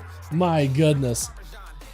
I listen to the Offspring sometimes too, but most of the time it's just new retro wave songs. Yeah, that's pretty good. RFD is now in the game, which is more like retail sense. Might be faster than pre-RFD. Wait, RFD, what was that? I was talking about like a leveling buff. I don't know what's it called. I'm just wondering if there's a leveling buff ahead. I think it'd be kind of nice though. If there's one, I might go back and like level fully. I never finished it. I'm just wondering if it's back in. I guess I'll log in and look for the buff. But yeah, back to the duel though. Tal opening up with a reflect. Gonna be a barrage slowing down. Katarina does go for a reflect actually. To go, wait, you were able to get a barrage reflected back to you, and you got yourself an interrupt reflected back. I didn't realize you could reflect that many spells at once.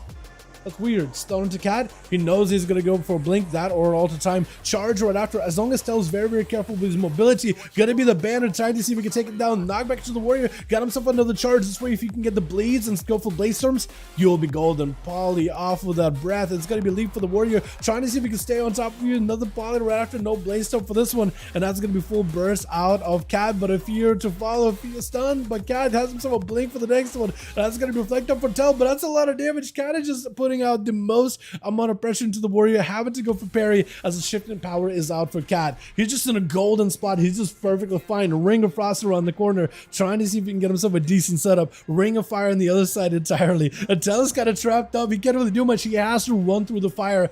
But the mage with the mobility, he will not be able to catch up. Burning through double charges. It's going to be Batson's. Cat always can reverse the blink back, and it's going to be able to go for that interrupt. Poly. Cat is just absolutely putting out the numbers in these guys. Look at you. Poly, Tel is going to be able to get a lot of healing.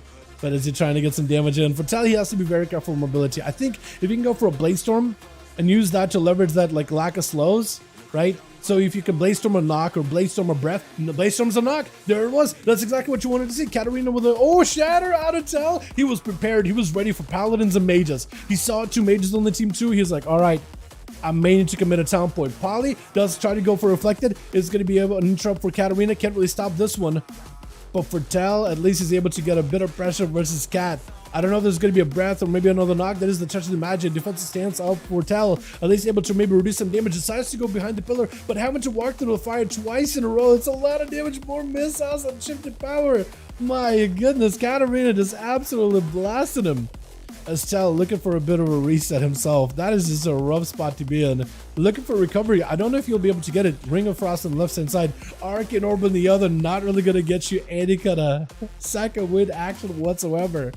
Tel got a parry. He does have a meld. He does have a banner. If he uses those at the right time, together with a big go Blaze Storm, no more Icebug to worry about. As long as he goes in, I don't even know if he's playing the Roar.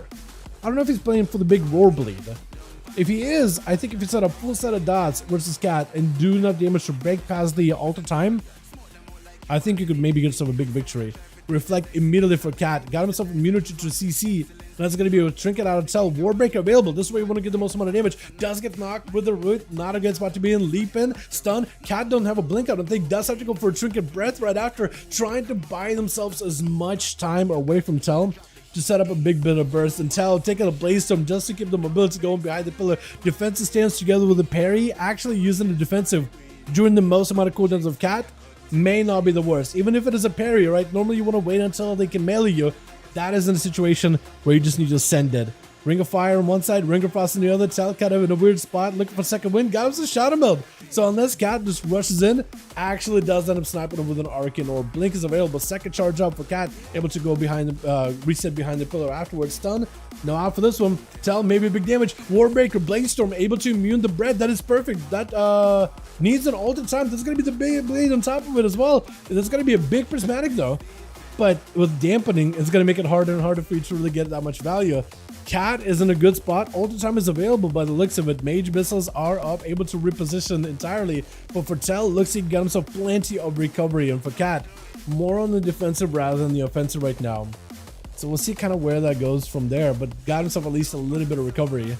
That is a rough one, man. It's actually a bit more of an even duel. I thought Tel might be able to get in, set a bunch of bleeds, and the mage melts, maybe a couple of Blaze Storms, but Cat is not going down without a fight.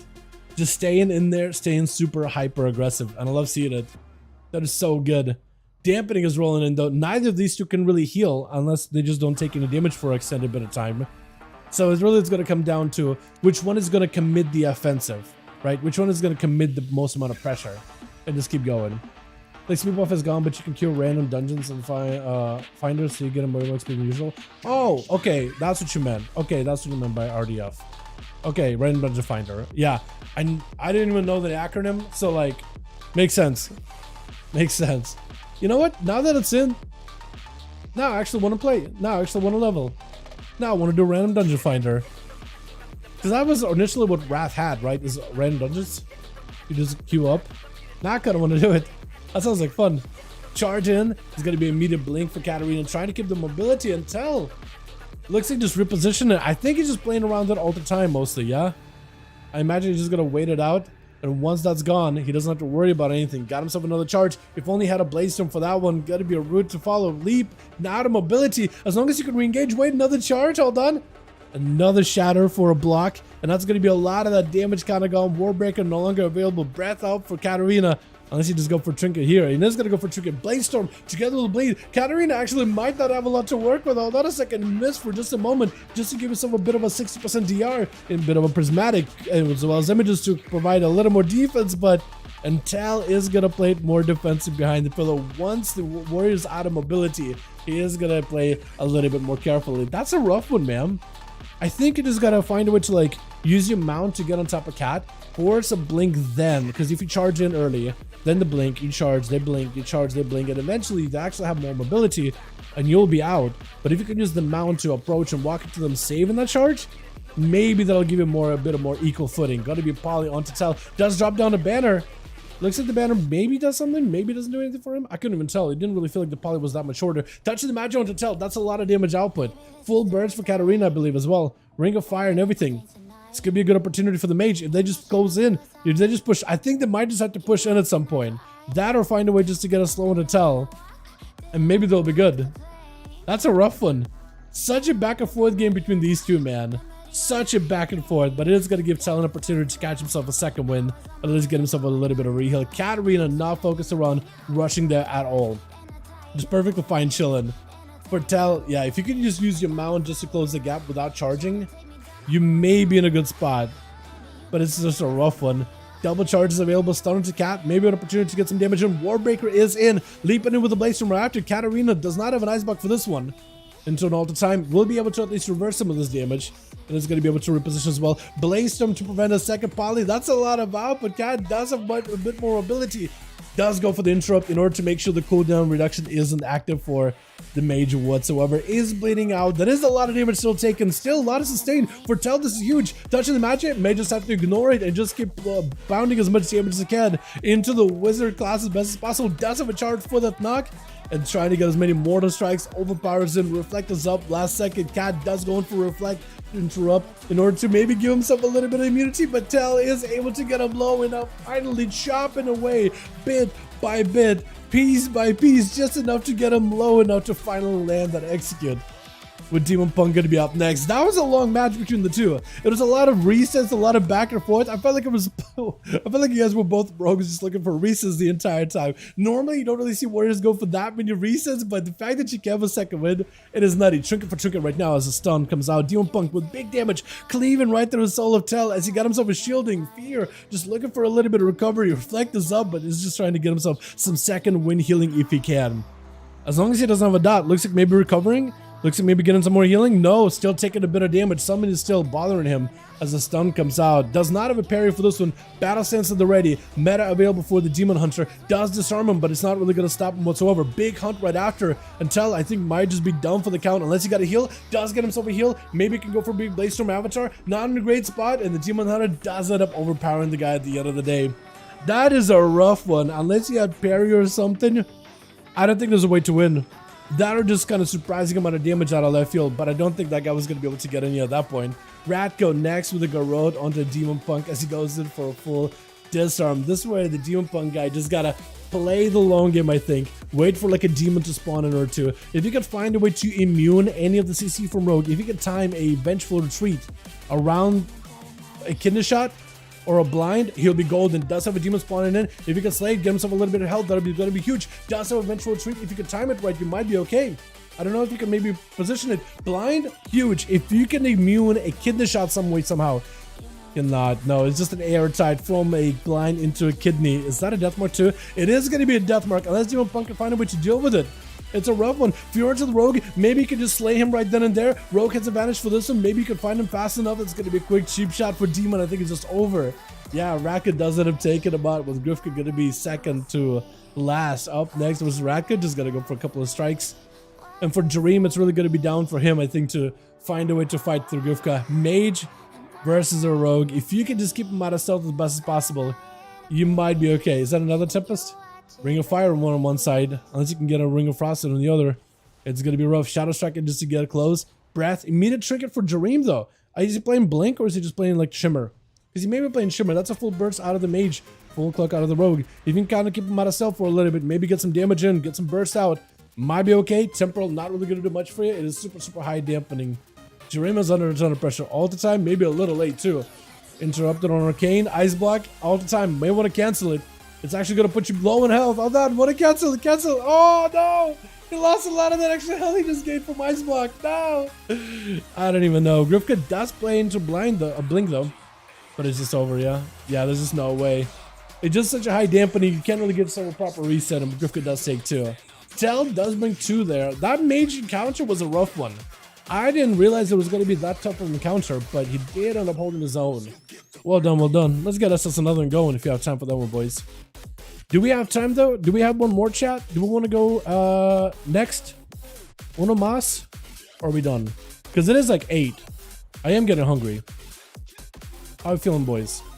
How are the groups feeling? Because I'm kind of feeling like taking it easy for now.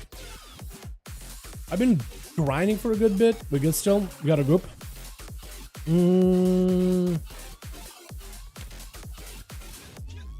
Looks like Team Kiosk is looking for a couple.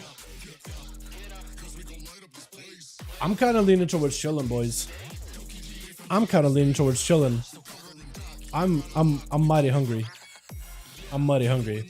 So I enjoy these though. Let's do more of these in the same style next week. You guys better be back, yeah? I want to see my man Dalaran back in these, dude. Oh, these were great. Yeah, let's call it for now, man. Let's come back next week. Tomorrow we got NA duels. We'll be getting those done. That'll be a lot of fun. That'll be a blast. That'll be a joy. Just grab a Snickers, problem solved. I do like Snickers. Like I'm not a big fan of candy or sweets. I have a sweet spot for cheesecake. Just a plain cheesecake. And out of all the candy, like a Twix or a Snickers, just anything with caramel, I guess. It's usually pretty my style, you know. Thanks for stream, bro. Yo, thanks so much for coming by, man. Super fun with these. Tomorrow, we got my man Seavark, we got Chills, we got the regular NA boys. You guys are more than welcome to join in. Thanks, guys. Yo, thanks so much, boys. Appreciate ya. Tomorrow, be here, more duels. And then I guess we'll do like a Sunday stream. I am thinking, since they're going to be doing like less testing and stuff, we're probably going to go back to like a normal schedule of like a Thursday day off and like a Sunday day off at some point. But while we got PTR, I guess Sunday we'll come back to what, Saturday we'll do stuff, Sunday we'll do stuff, Monday our rest, we hibernate, Tuesday I guess we come back, and then I guess since they're not doing more testing, I don't know, I might start taking Thursday off and Friday off again. We'll see, because I do want to eventually, like, I feel like I need rest, man, you know what I mean? There's moments where you need rest. We got BlizzCon stuff coming up. I would like a little bit more chill time. We got 10-2 most likely right after BlizzCon. It's going to be a lot of work for me to get into, and it's going to be a ton of fun. It probably might be a good idea for me to like take it like a couple of extra days to recuperate before that. We'll see. We'll see. I'll keep you guys all updated. Join our Discord, by the way, if you want to just get this kind of know when we're streaming, when we're not streaming. But yeah, thank you so much. You guys are all wonderful, beautiful. Thanks so much for watching. Hope you guys enjoyed. I'm going to get myself some food and chill. And yeah, figure out what I'm doing for the day. Oh, rest of the night, I guess. But yeah, I'll see you guys tomorrow. Yeah, I'll see you tomorrow. Alrighty, peace.